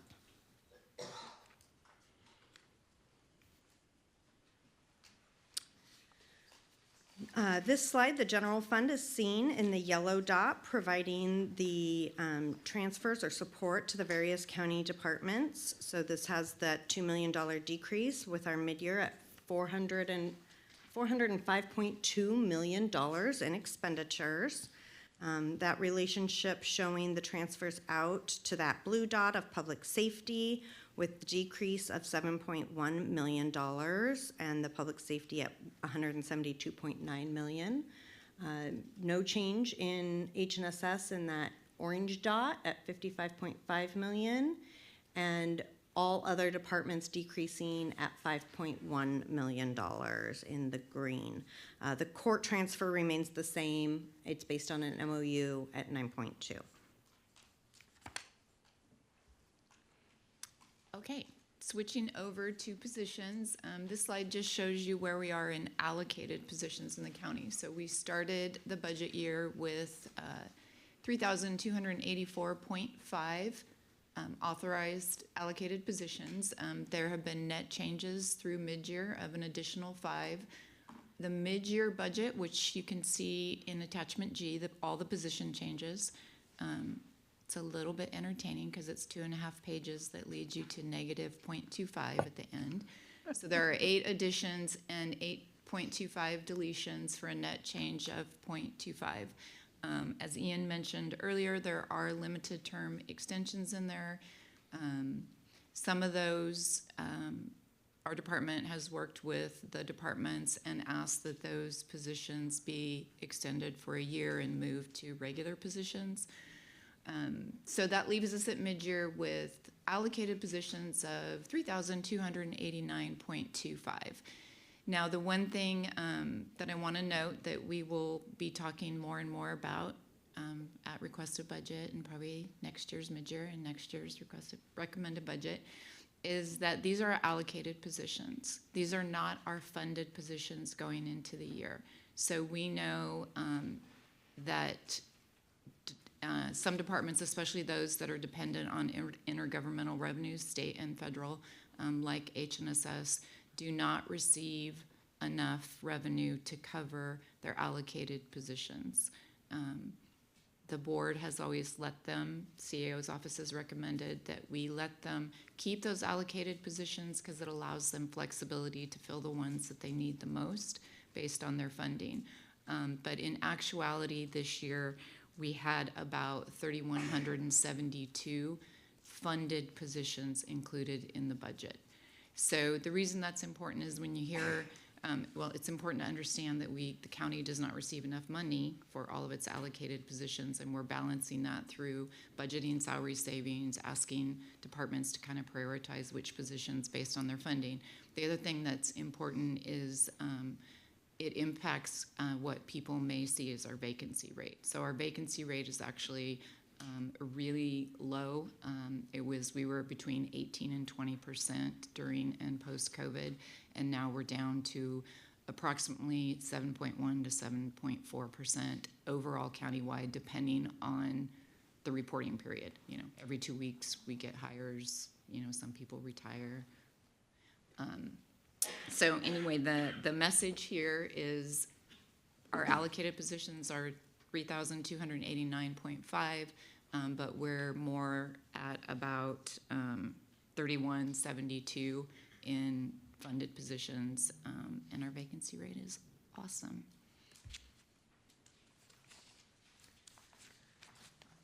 Okay, capital facility improvements. So the capital facility improvement plan will be presented to you in April, and that will go into much greater detail than what I'm going to provide you today. So I'm going to do a high-level mid-year stab at it for you.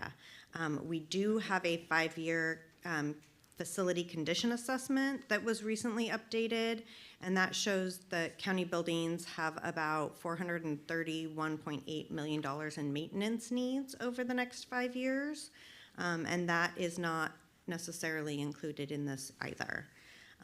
But here's the snapshot for mid-year. The details can be found on page 24 of attachment A, so if you're trying to follow along, that's where we will be at. So we have $5.9 million, as I mentioned earlier, in capital renewal reserve that is being drawn down to increased capital needs across county facilities.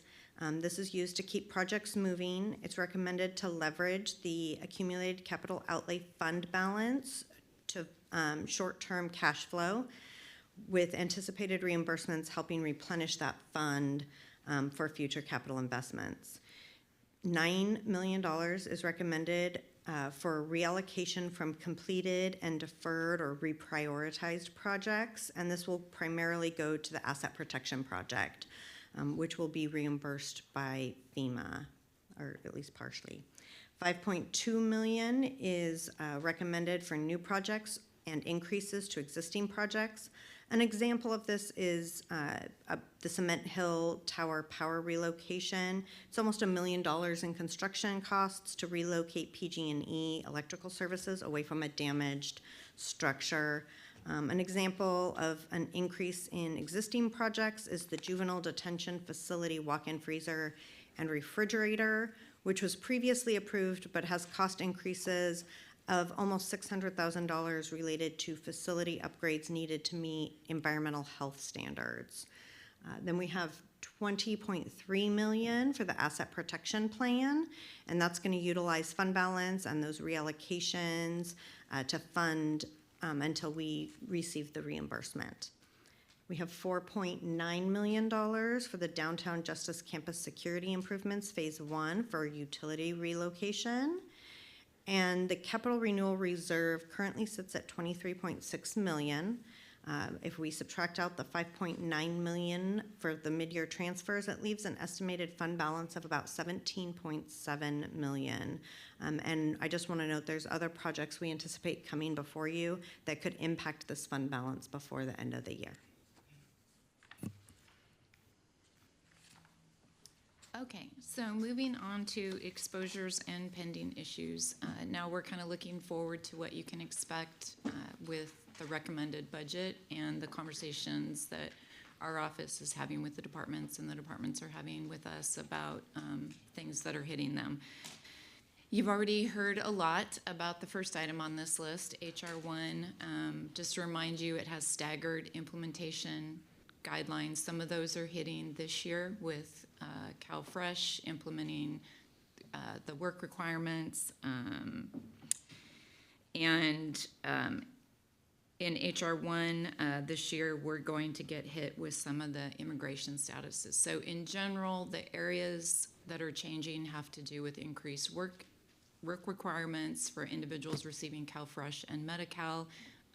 Those receiving Medi-Cal will, who are under the Affordable Care Act population and subject to those work requirements, well, employment eligibility over at HNSS, those staff will have to do redeterminations every 6 months. Right now, those are annual.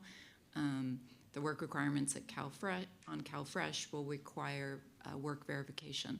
All this work are things that have not been done previously. And so we're looking at a substantial increased workload for that staff to implement. In addition, there is still the expectation that a large number of individuals are going to lose both CalFresh and Medi-Cal eligibility due to the work requirements and the reclassification of unsatisfactory immigration status. Separately, California put a freeze starting in January on new enrollments for undocumented population. So that's also going to impact some individuals.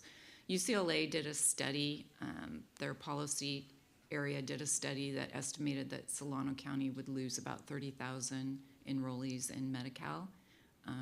And all the various associations have come out just yesterday. CSAC pushed it out, CHIAC, with an ask to the state to start funding some of these shortfalls, both to provide indigent care and to provide behavioral health care. Doesn't impact us, but for some counties, public hospital care. And also really critically important to us is to fund the additional workload requirements that will hit employment and eligibility. So there are substantial financial asks of the state at a time where the state is feeling like counties are. There's not enough funding to go around, so we'll see how that shakes out. But when you look at those estimates, and I think I have them, yeah. Like for year 1, just on the healthcare side, no, the total is $1.9 billion ask for the state for 26-27, and for 27-28, it's $4.5 billion. Those dollars relate to how much money they think that counties statewide are going to be impacted by HR 1 and the changes to Medi-Cal and CalFresh. So it gives you an idea of the magnitude that all counties are facing, and we are certainly no exception. The next item on the list, the CalAIM, every 5 years, states have to get a waiver for their Medi-Cal program, well, Medi-Cal and California Medicaid program through the federal government. California's, which is called CalAIM, expires this year at the end of 2026. There's some noticing out on proposals with that waiver right now, but we don't have any real insight into what the federal government's going to approve or not. The reason I bring that up is there's a lot of programs that were rolled out with CalAIM that are embedded in both our public safety side of the house in terms of inmate care, ability to draw down medical dollars for that, and also on the HNSS side, there's a lot of programs tied to funding that comes through CalAIM. So that's another potential area of exposure that we have. Right now, the largest one is HR 1 and the changes that we know happen through the state. The state also, and I think you recently saw a letter of opposition that the board supported. In the January budget proposal, the governor proposed some pretty significant changes to the in-home supportive services program, doing away with the residual program.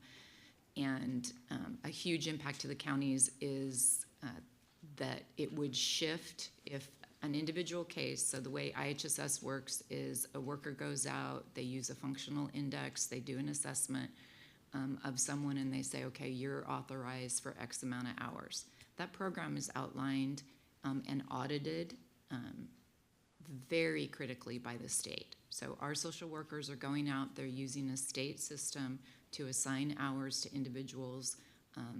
How they do that, the state comes in and audits it and says, you didn't document this, or you did this perfectly. So again, it is state controlled how those assessments are done. What the state is proposing is that if those assessments result in additional hours per cases, that cost would be entirely borne by counties. Additional hours assessed using a state assessment methodology. I'm looking at Mitch. I'm waiting for him to say something about unfunded mandates. I'm trying to behave myself. So the cost to the county could be enormous because, as you know, it's elderly, age, disabled individuals that receive IHSS benefits. So expecting that you're going to see improvement over time and they're going to need fewer hours versus more hours is probably not a realistic expectation. So that's another area. Last year, the legislature expanded on care court, and so it increased who could assign petitions. It added eligibility criteria. It changed the referral process. Courts can refer through felony and incompetency hearings. I think you each received a letter from the governor late telling you whether our county was on the naughty list or not. We were not on the naughty list, but it just shows that there's a lot of pressure from the state for counties to go all in on care court, which is not funded. I think the public defender receives a little bit of funding, but county council, the public defender, HNSS, the courts, everyone, it's a very labor intensive process, and there's not anywhere near adequate funding. So that's another exposure that the county faces. Proposition 1 that passed changed Mental Health Services Act to Behavioral Health Services Act. I feel like I'm picking on HNSS with this, but I'm not, I promise. It dramatically reduced the funding. And, I think you've heard from a number of providers, there was one here today, very worried about how those prevention dollars, which were taken away from counties and given to the state to administer. So we have a lot of providers that are losing their prevention dollars, which is concerning to them. It's also concerning to behavioral health because these are clients that were getting prevention services, which keeps them out of higher levels of care, which are very expensive. So behavioral health is facing impacts in the cost shifts that came with going from MHSA to BHSA, the redirection of funding to housing. Keep in mind that housing under Behavioral Health Act still means that an individual has to qualify as having a substance use disorder or a mental health issue that needs to be addressed, or they can be referred through the CARE Act. But it is not a panacea for homelessness. It's supposed to be for behavioral health clients. Right. But directing 30% of the funding towards housing does take funding away from those other pots, and it does have an impact on the health and social services budget. A little bit of shift to public safety. The Board of State and Community Corrections loves to roll out new regulations all the time, which have impacts on our public safety departments, particularly the detention facilities. And then one of the last exposures, but a significant one, is the operational challenges that we continue to have in the Family Health Services medical clinics. We are working very hard. I have to give a shout out to Gurley at HNSS for working night and day the last month on trying to get our rates reset for our clinics. We are going through an audit with the Department of Healthcare Services right now, and what happens right now is that our clinics, every time an individual comes in, we get a reimbursement based on that encounter. And when I say we're trying to get our rates adjusted, what we're trying to do is get that encounter rate to increase, so that instead of getting $5, we get $15. The audit is brutal, and it's coming in the middle of mid-year and requested budget, and I'm going to say it again. Gurley deserves a bow for the work that she's been doing. And if this is successful, we're talking millions of dollars potentially to help support the clinics, which, if we go to bullet point number 1, is going to be really important because we're going to have to serve more indigent clients. Next page. Ooh, take a breath. All right. So that Questions? absolutely. I got some. Absolutely. Didn't have any before, but now I do. All right. I was just going to jump in before the question and just thank Debbie Vaughn as well for her work on the rate setting in the clinics. I don't think we can stress how important that is to this county and to the operation of our clinics, which serve upwards of 30,000 residents. And so a very big lift, and the team in Health and Social Services led by Gurley and Emery and just the entire team has done a lot of work behind the scenes, and it's really going to make a difference. And I know it's easy to indicate that, oh, that's the health and the clinics, but it really is the health of the county and all of the county departments, because those health clinics, they rely on general fund dollars, they rely on key outside state and federal dollars. And as we have to make adjustments to ensure we provide services to our residents, that can impact other departments as well. So this is a big win for the entire county. So I wanted to call that out. And then I was just going to add that this is a lot on the state and federal, so I know there's going to be questions, right, as we talk about some of these programs. And one of the things to keep in mind as you're thinking about all of these changes we face and the challenges we face with the state and federal side of the house is that the state budget is not in a good position. The state budget is projecting billions of dollars of shortfall into the future, and it is highly contingent, the state budget, based on capital gains tax and some other revenue sources that do fluctuate. And so in addition to us facing some significant challenges already, there's more to come. So I think that that's key to keep in mind as you think about all of these listed items we talked about. With that, Supervisor Mashburn.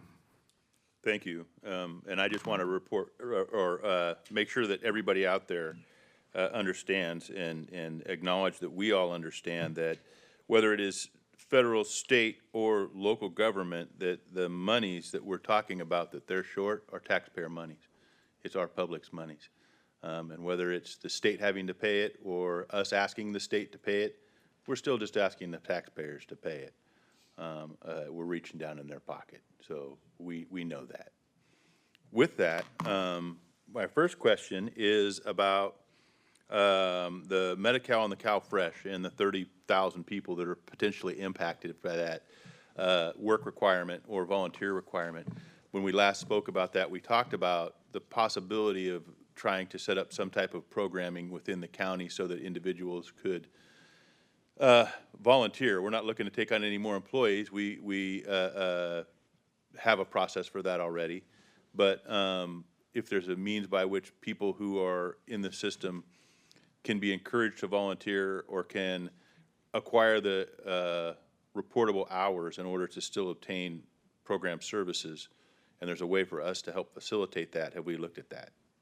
I think that those conversations are happening. I'm looking at Kelly Curtis. I see nodding heads in the back. Assistant Director of Health and Social Services. So we've been talking about that behind the scenes.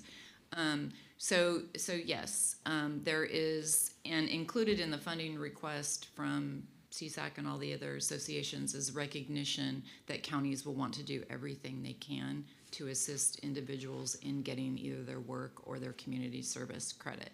I think what they're struggling with right now, unless Kelly has any kind of update, is how to do that when it's all brand new. They've been working on, they being the state, and on some work requirements for CalFresh for a while, but it's brand new to do this for Medi-Cal. So, you know, the county does have a volunteer program. I'm seeing if Matthew's still here, where we can try to make some connections, but I don't know that we have any updates yet. Do we, Kelly? If we do, you can come on up.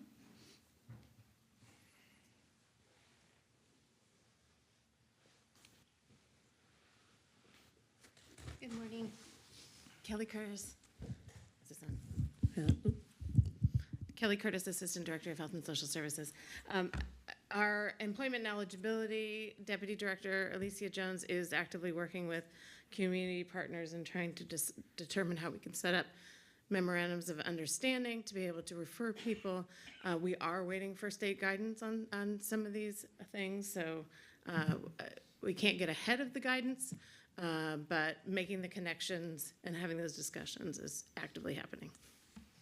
Great. That's a great segue into my next question, which is all the bureaucracy at the state level that is making the determinations about this process and these processes and how they're going to be rolled out and what the rules are and how we are supposed to comply with them and how all these folks are supposed to comply with them.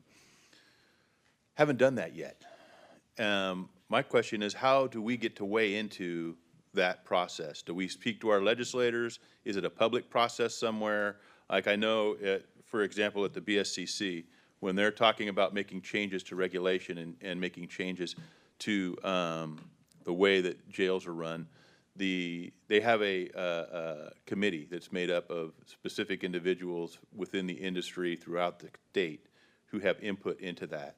But what do we have at the HNSS level or at a regular government level for us to have input into the bureaucracy that is the state of California that's making all these rules, or the public, right? There's 30,000 people who are going to be affected who I'm sure would like to be able to say something to somebody.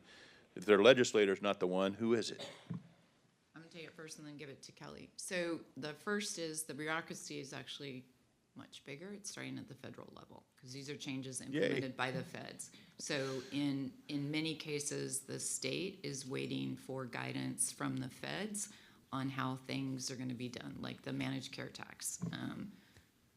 There's lots of pieces of HR 1 that pass that don't in any way work with California's existing system. So California is trying to get clarification from the feds, which is part of the holdup, and then all of the associations that impact the health department, California Welfare Association, RCRC, CSAC, CHIAC, which is the public health, I'm probably forgetting some, are actively engaging as representatives of county health and human or health and social services departments to advocate for different things. So yeah, and the County Welfare Directors Association of California has active engagement with all 58 counties and the state together in a room, and they have subcommittees to discuss this, and then they engage with the advocate community to make sure that the needs and concerns of the public are addressed. So they have a pretty robust process for this process development. Unfortunately, that also sort of drags the timeline before we actually know how we're going to implement. All right, and then the last two things are, I just wanted to point out to everybody that when we talk about 30,000 people plus losing services, that doesn't mean that the services aren't still provided. That means that the county, the taxpayers, are still on the hook because the county, if I'm not mistaken, and I want to make sure, is the payee of last resort at the hospital. And so the folks won't be denied the service. They'll still get the service at the hospital, just so that all the public is clear on this. The county then has to come up with that money out of its coffers to pay, as they are the payee of last resort. Is that correct? it's very close to being correct. Okay, that's what I need. I'm good with close. It's, you get a strong A for that. I was going to give him a B+.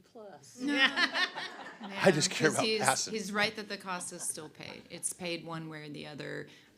It's a little nuanced about who actually pays it. So The state is still responsible for compensating emergency room departments for emergency care.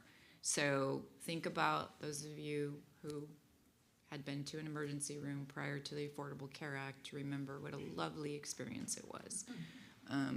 Overflowing, you know, that's where people went for their medical care. That is very likely what's going to happen. And the sad thing about that is it's a lot more expensive. It's not preventative, so people tend to get in a very bad place before they go there, rather than having their diabetes or their cardio issues handled in a primary care, and then they never go to the emergency room. So, but the state, which is funded with taxpayer dollars, does have to provide some level of compensation to the emergency rooms. Of course, it's not going to be enough of what the hospitals need for that level of care. The counties are responsible under Welfare and Institutions Code 17,000. It is referenced as the payer of last resort. What it means is that the counties are responsible for indigent care to the degree that counties need to prevent, I can't remember the exact language, subsistence medical care. So life-threatening or keeping someone from imminent threat of death. It's not insurance, and there's no funding associated with it. So this ask from all the associations is to cover that. And what the assumptions have been made is that, like for us, the 30,000 they expect to fall off, that the counties will serve about 33%. So for us, that's 9,900 individuals. I have no idea where they came up with those numbers. We have about 11,600 people that go to our clinics, that are assigned to our clinics, that are subject to these new work requirements. We have a few thousand more that either fall into unsatisfactory immigration status, well, I'll just leave it at that, or unsatisfactory or unknown immigration status. So I don't know whether we'll have 33% that go to our clinics, you know, or not. And we are responsible also for indigent care just in the county if they go to other clinics as well. Federally qualified health centers are required to see whoever shows up, including our clinics. We can establish we have a sliding fee scale for that, but you can imagine the collectibles are not particularly high on that. So we don't have to pay the emergency room, we have to pay others. That's And why you then- get a name. So, thank you. The reason I bring that up is, you know, I just sat and talked with a family this last week who's obtained their benefits through our clinic and clinic services. And, you know, their 11-year-old child is going through some chemotherapy and some other things. And I don't know if that's something that would be provided in an emergency room, right? But it's definitely life and death. And so that's the type of thing I'm concerned that won't be provided, and it's going to matter. And I want to make sure that as a county, in instances like that, we have the ability for those folks to stay on the program and have a way for them to obtain services for their families. That would be considered subsistence medical care. Children aren't as impacted unless you're talking immigration status, and then there's emergency care for that. But the state has not yet gotten rid of the Medi-Cal for all children piece, so children can right now continue to get Medi-Cal. That might change. They're not, and the feds aren't making them work yet. Okay. Yet, right? This is the state. That takes me back to the unfunded mandate piece, which is my last little tiny question, and that is, when was the last time that we renegotiated the MOU with the state over the costs of providing security to the court?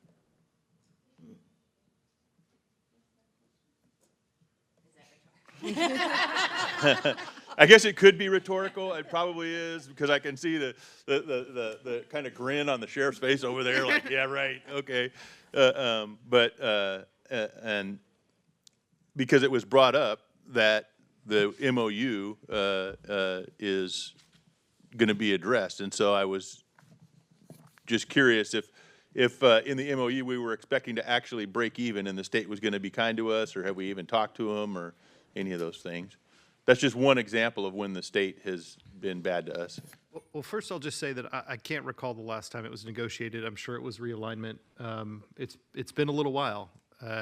Carrie, you might have more information. The limitation is a lot of that is set forth in statute, so we really need some legislative fixes for how that works. Okay. Yeah.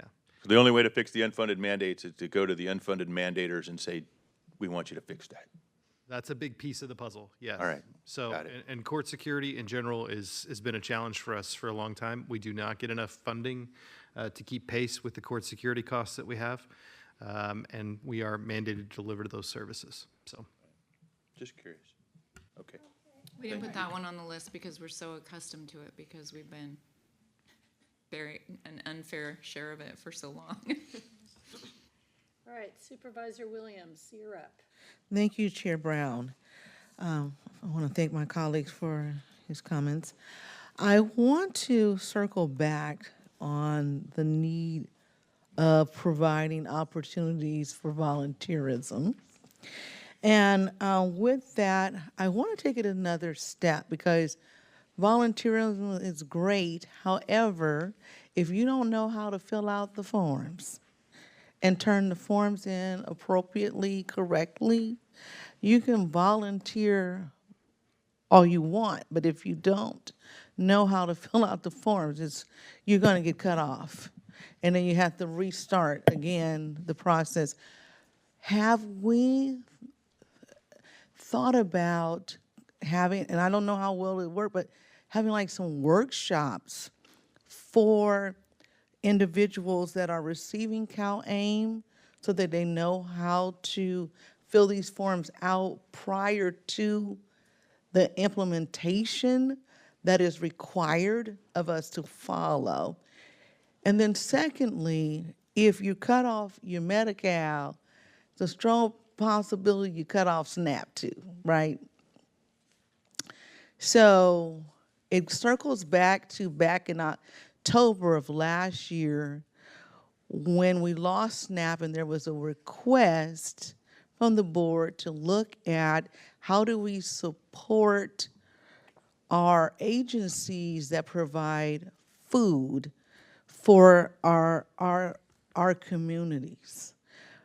And so my question is this, back to number one, are we going to offer some workshops or anything like that to prepare people to know how to do this work? I mean, fill out the forms. Will a list go out for those who want to volunteer? Because it's just not volunteerism. You got to be able to show if you work and still qualify. You can show your work hours.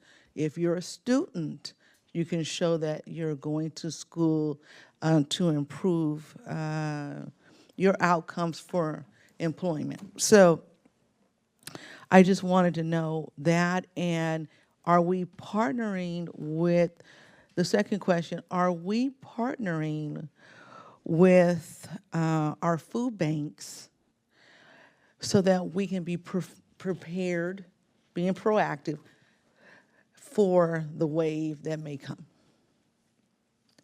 based on the 30,000 people? The 30,000 is on the Medi-Cal side. We have about 52,000 on CalFresh. And the estimate is that a little over 8,000 could be vulnerable on the CalFresh side, meaning that they are not currently, don't appear in our system to be currently meeting the exceptions. So they could be, if they aren't able to meet the hours, they could lose their CalFresh. So June, that goes into effect. They'll have 3 months on aid. And then if they are not meeting those work requirements, they could discontinue. We've definitely had conversations with the food bank. They will be ongoing. I will say, I want to underscore the need for an ask to support the workers in this work. Our eligibility staff are incredibly stretched right now, and no funding came on. In fact, there's projected funding cuts for this because we're currently funding based on caseload. So they're saying, oh, your case is going to go down, so therefore your funding will go down. But the truth is the work is going up.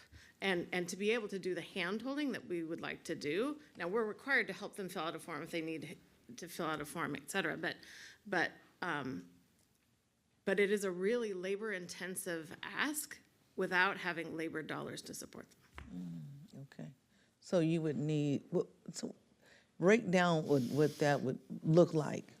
So they're working on that right now. They're Okay. not, that's what she was saying. Alicia, who you know. Yes. Is talking, and again, we're still waiting for the guidance, which I know is not a helpful statement, but it's very, if we put a lot of time and effort into going down a path and it's completely off from the guidance, it will be a lot of wasted effort. So they're trying to start, put the feelers out, generate ideas, figure out how they can get programs in place.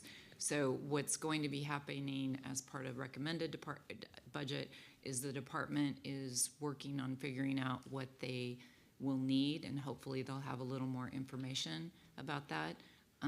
When we did the presentation on HR 1 back in August, we communicated to the board that they were going to need more eligibility workers.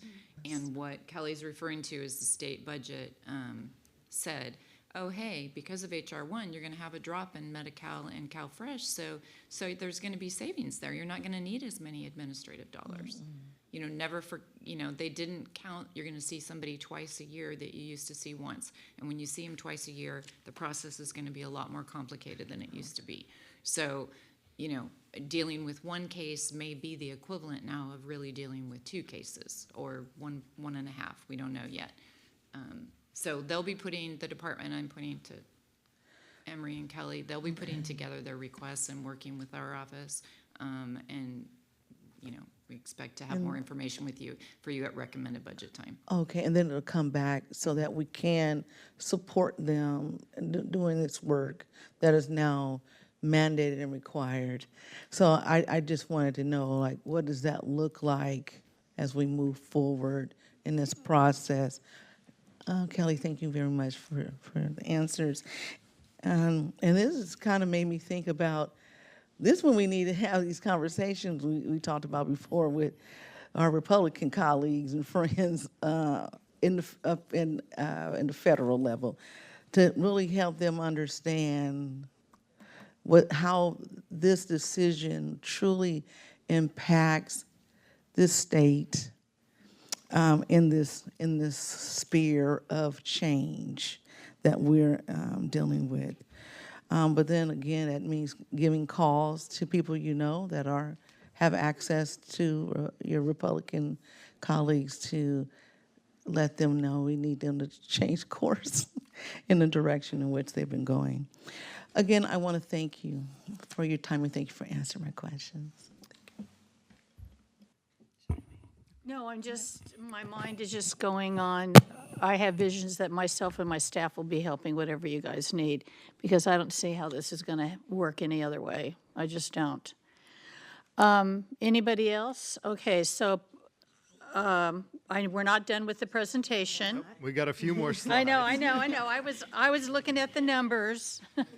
Did you have something? Close. No, I just wanted to finish the presentation. Oh, okay.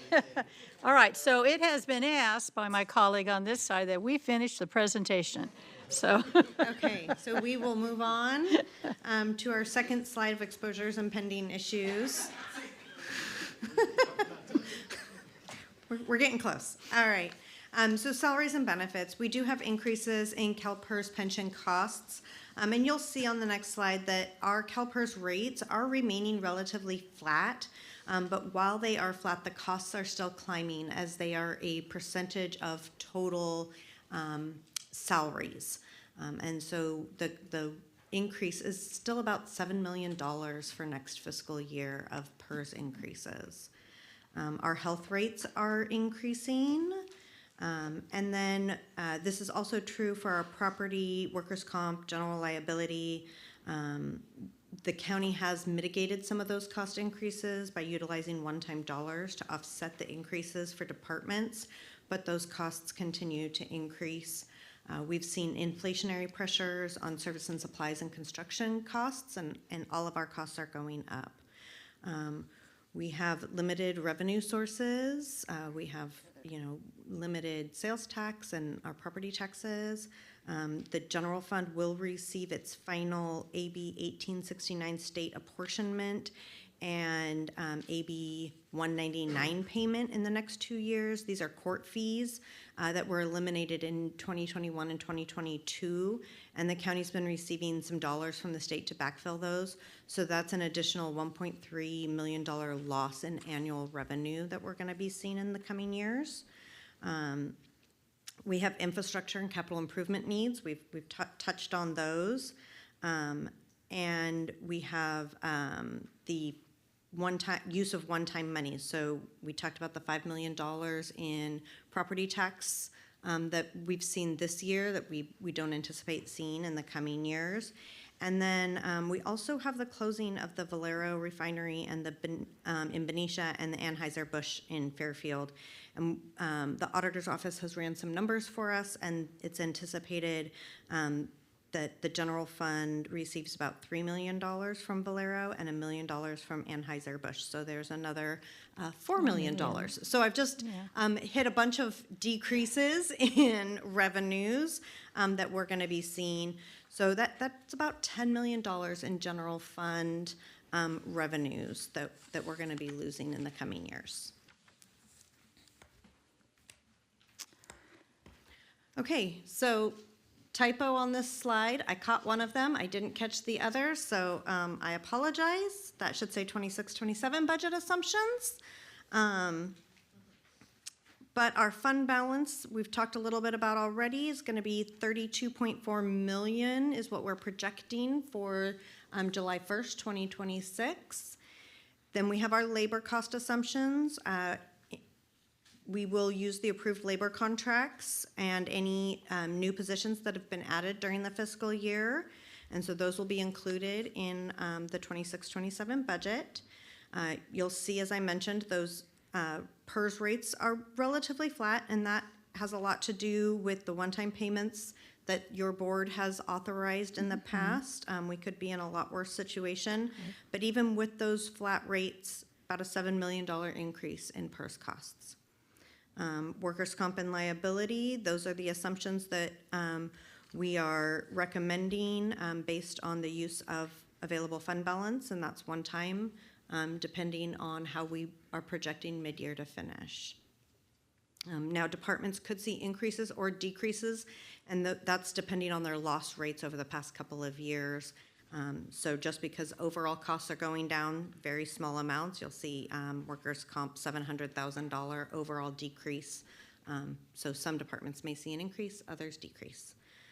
And then we focus on these costs because those are what departments consider outside their control. Those are what we tell them they have to budget in their budgets for the coming fiscal year.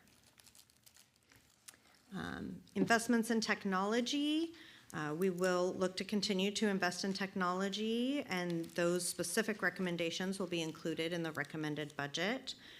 We have ongoing state and federal mandates that we continue to update you on, and then capital projects, routine maintenance, consistent with board direction to keep the facilities in good condition. The assumption to set $3 to $4 million aside in that capital renewal reserve would continue, but we want to acknowledge that that set aside might not be enough to keep up with the inflation costs and demands. Okay, recommended board actions page. So we've hit the end. We ask that you approve a lot of documents for mid-year. The first is to review and accept the 25-26 mid-year financial report. Recognizing that revenues are moving between different funds, we have appropriation transfer requests. That's attachment F. And then attachment G is the approve the position resolution with that net decrease of 0.25.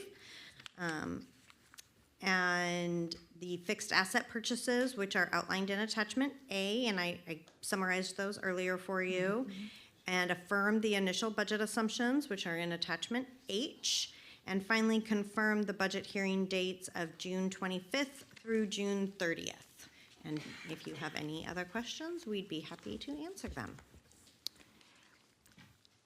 To County Council, whoever makes the motion, can we just do all of page 14 just once? Could we even say it's the recommended board action summary on page 14? Yes. Okay. Oh, No? he has a preference. He has a preference. Sorry, I think I would just prefer to refer back to the staff report and the actions outlined in the staff report, which are mirrored here. I Yep. agree. Okay. Can make that motion in just a second after asking the question. Okay, so we do have a question. So, my question is, when you talked about exposures and pending issues, for the last couple of years, until it was recently resolved, we had exposures in property tax and based on appeals that were in the assessor's office. For an example, Genentech, to the tune of hundreds of millions of dollars. My question is, I know that Valero often appeals, Anheuser often appeals, some of these businesses that are going out of business. Do we have any other pending, and this is probably a question for the assessor, I'm looking to see if he's out there somewhere. Do we have any other pending exposure in the assessor's office with the property tax appeals? So we do have other exposures. Like I said earlier, we didn't list all of our exposures. No, I in the slide understand, but those presentation. would be significant, so I wanted to find out. They do, and we do have impounds that we set aside out of the revenues to help us address some of those challenges that come across. We can get you a copy of the list of exposures in that area, but we do have exposures in the property tax revenue side. Carrie, did you want to add? Just more specifically, we do have a pending Genentech appeal hearing that should be coming up in the next couple of months, but that's the only complex matter that I'm aware of in the assessor's office. Okay. All right, then I will make a motion that we approve as recommended in the staff's report, all the items requested. Okay. Is there any public comment? Oh, I just figured I'd hear it on this side, and I did. We do have public comment. Okay. So it's been properly moved and seconded, but we will do public comment. Okay. Caller on the line, I just want to double check this. Caller on the line with phone number ending in 42 does have their hand up. Caller with phone number ending 42, go ahead and press *6 to unmute yourself and state your name if you wish, and you will have 3 minutes. Hi, good morning, Chair and Supervisors. My name is Brian Espinoza. I work at the Food Bank of Contra Costa and Solano. I've been working there in the past 3 years directly in CalFresh outreach, and just wanted to bring to light the HR 1 implications, and it cut $200 billion over the next decade. And as it was mentioned before, beginning in April 1st, humanitarian immigrants will lose eligibility. And beginning June 1st, the expanded work requirements will require seniors up to the age of 64 and many adults, including our veterans, to meet an 80-hour per month work requirement. And we expect many residents in Solano County to lose food assistance as a result of these changes. Local estimates show that around 7,000 Solano County residents may be subject to the new work requirements. And from my experience in CalFresh outreach, I've worked with many households who don't even receive close to $200 per month in benefits.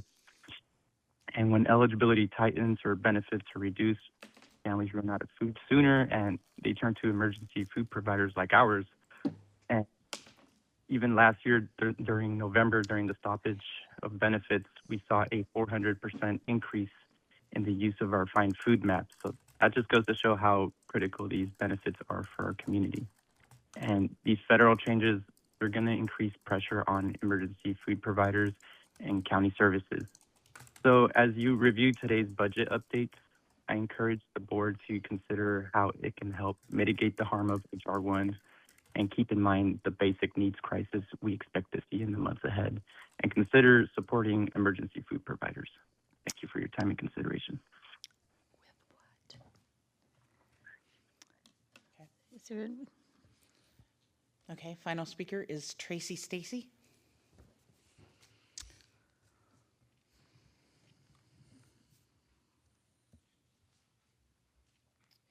Good morning. I don't envy you and want to say thank you. And to everybody in the room, I don't know how y'all are going to do it. I feel like I need to buy you all margaritas from Friday night at 6. But I just want to say that I've been praying a lot about this because in 25 years of being around, we've never had this many attacks from every angle on every population we serve.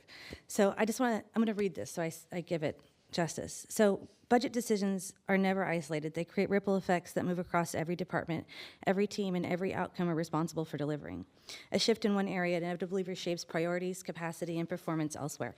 That's why a thorough systems-level understanding of these impacts isn't optional, especially now. It's essential, and we have an opportunity to kind of create whatever new culture and priorities we have as a county locally. And we can't afford to approach budgeting in silos or rely on traditional methods that assume stability. The environment we're operating in demands that we do business differently, epically differently. It requires us to think beyond lines and categories and instead see opportunities for connection, alignment, and shared value. This is where innovation becomes critical, not optional.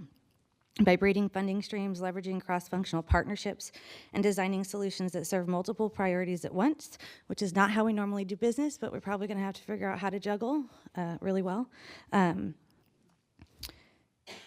We can turn constraints into catalysts and opportunities. Synergy isn't just an ideal, it's a strategy. And when we intentionally align resources and collaborate across boundaries, we unlock outcomes that no single department could achieve alone. The challenge in front of us is clear: to understand the ripple and anticipate the impact and respond with creativity, coordination, and courage. So I say that because I'm really proud of the PEAS program. When we had no funding and seniors weren't part of the mental health system back in the beginning of MHSA, we said, how can we create a program within the box of the rules that it has no barriers? So just to paint you a picture, the PEAS program serves every single one of your departments probably. We literally serve justice involved, homeless, APS, IHSS, intergenerational. We support the child welfare system. We support the ADRC and the Area Agency on Aging. Every department refers to us to do the case management and support that our older adults need. If we die or we don't find a way to innovate or pivot and be funded some other way, older adults in this county don't have a program like ours. There is no alternative. There's higher levels, more expensive levels of care, but there's not. So I say that because our program is literally under $700,000. There's 7 of us. We have an LCSW on staff. We have an intake coordinator, 3 case managers, 2 bilingual, and we do free, extensive community education and suicide prevention for less than $700,000. So we're not expensive. And so we're just a good example of innovation. I want to say thank you to the supervisors who talked about there are humans on the other side of these dollars. 11-year-old with cancer, the grieving widow, the veteran, you name it. It brings tears to my eyes. But I would just say that we have a culture in Solano County we have incredible staff. So I just want to say to Gurley, I did not in any way mean to attack you at the FHS board. I actually sit on the governing board for FHS. I'm one of the co-applicant members. I've got 19 seconds. Oh, I'm over 19 seconds. Yeah. I'll shut up now. Anyway, we have work to do, and so we're here, and I hope you figure it out, and I'm looking forward to meeting with you. Okay. Is that everybody on public comment? Okay. Public comment. Anybody out in the air yonder? Oh, no, that's right. You're all staff. No, I'm just teasing. Cassandra, you're good?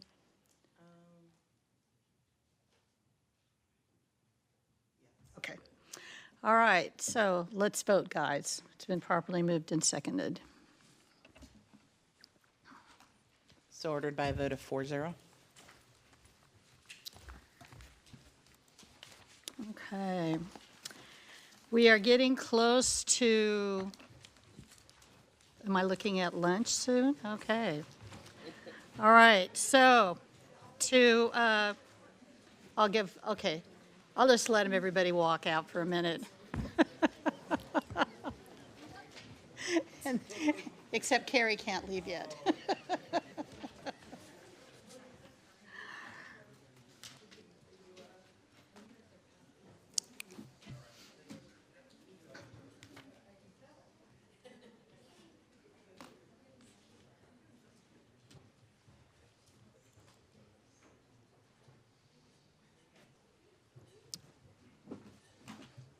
Okay. So, to County Council, before we read that we're going to be having closed session, are we going to have a report out? No, we will not. We will not have a report out. All right, so board members, since we do not have a report out, we're going to be doing board member reports. So we'll start way to the right and the lady in green who thinks it's still St. Patrick's Day.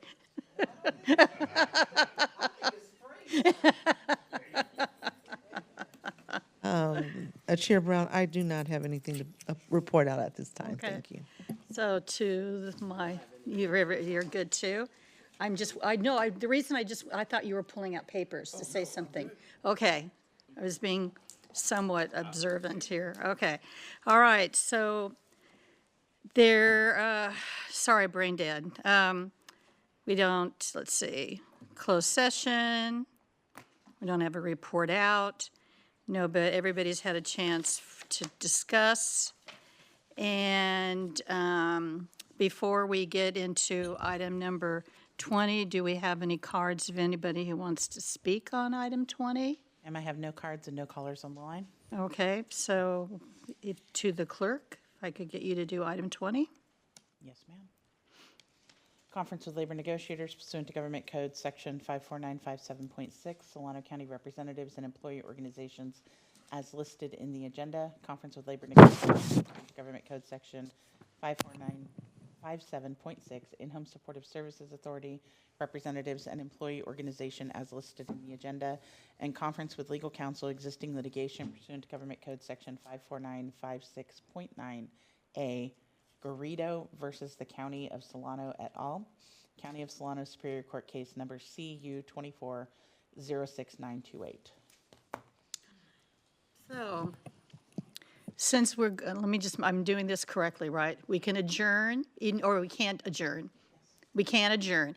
All right, since we're going to adjourn, all of you guys, we do not have to come back until April 7th.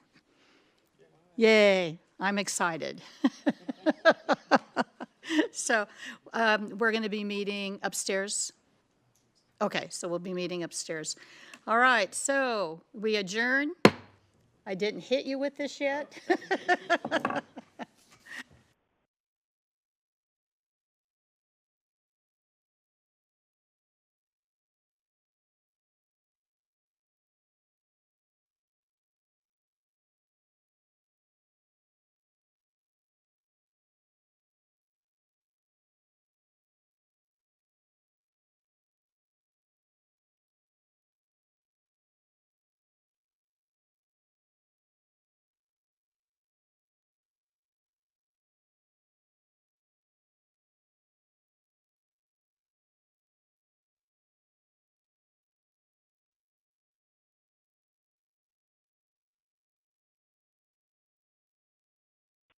Thanks for using WebEx.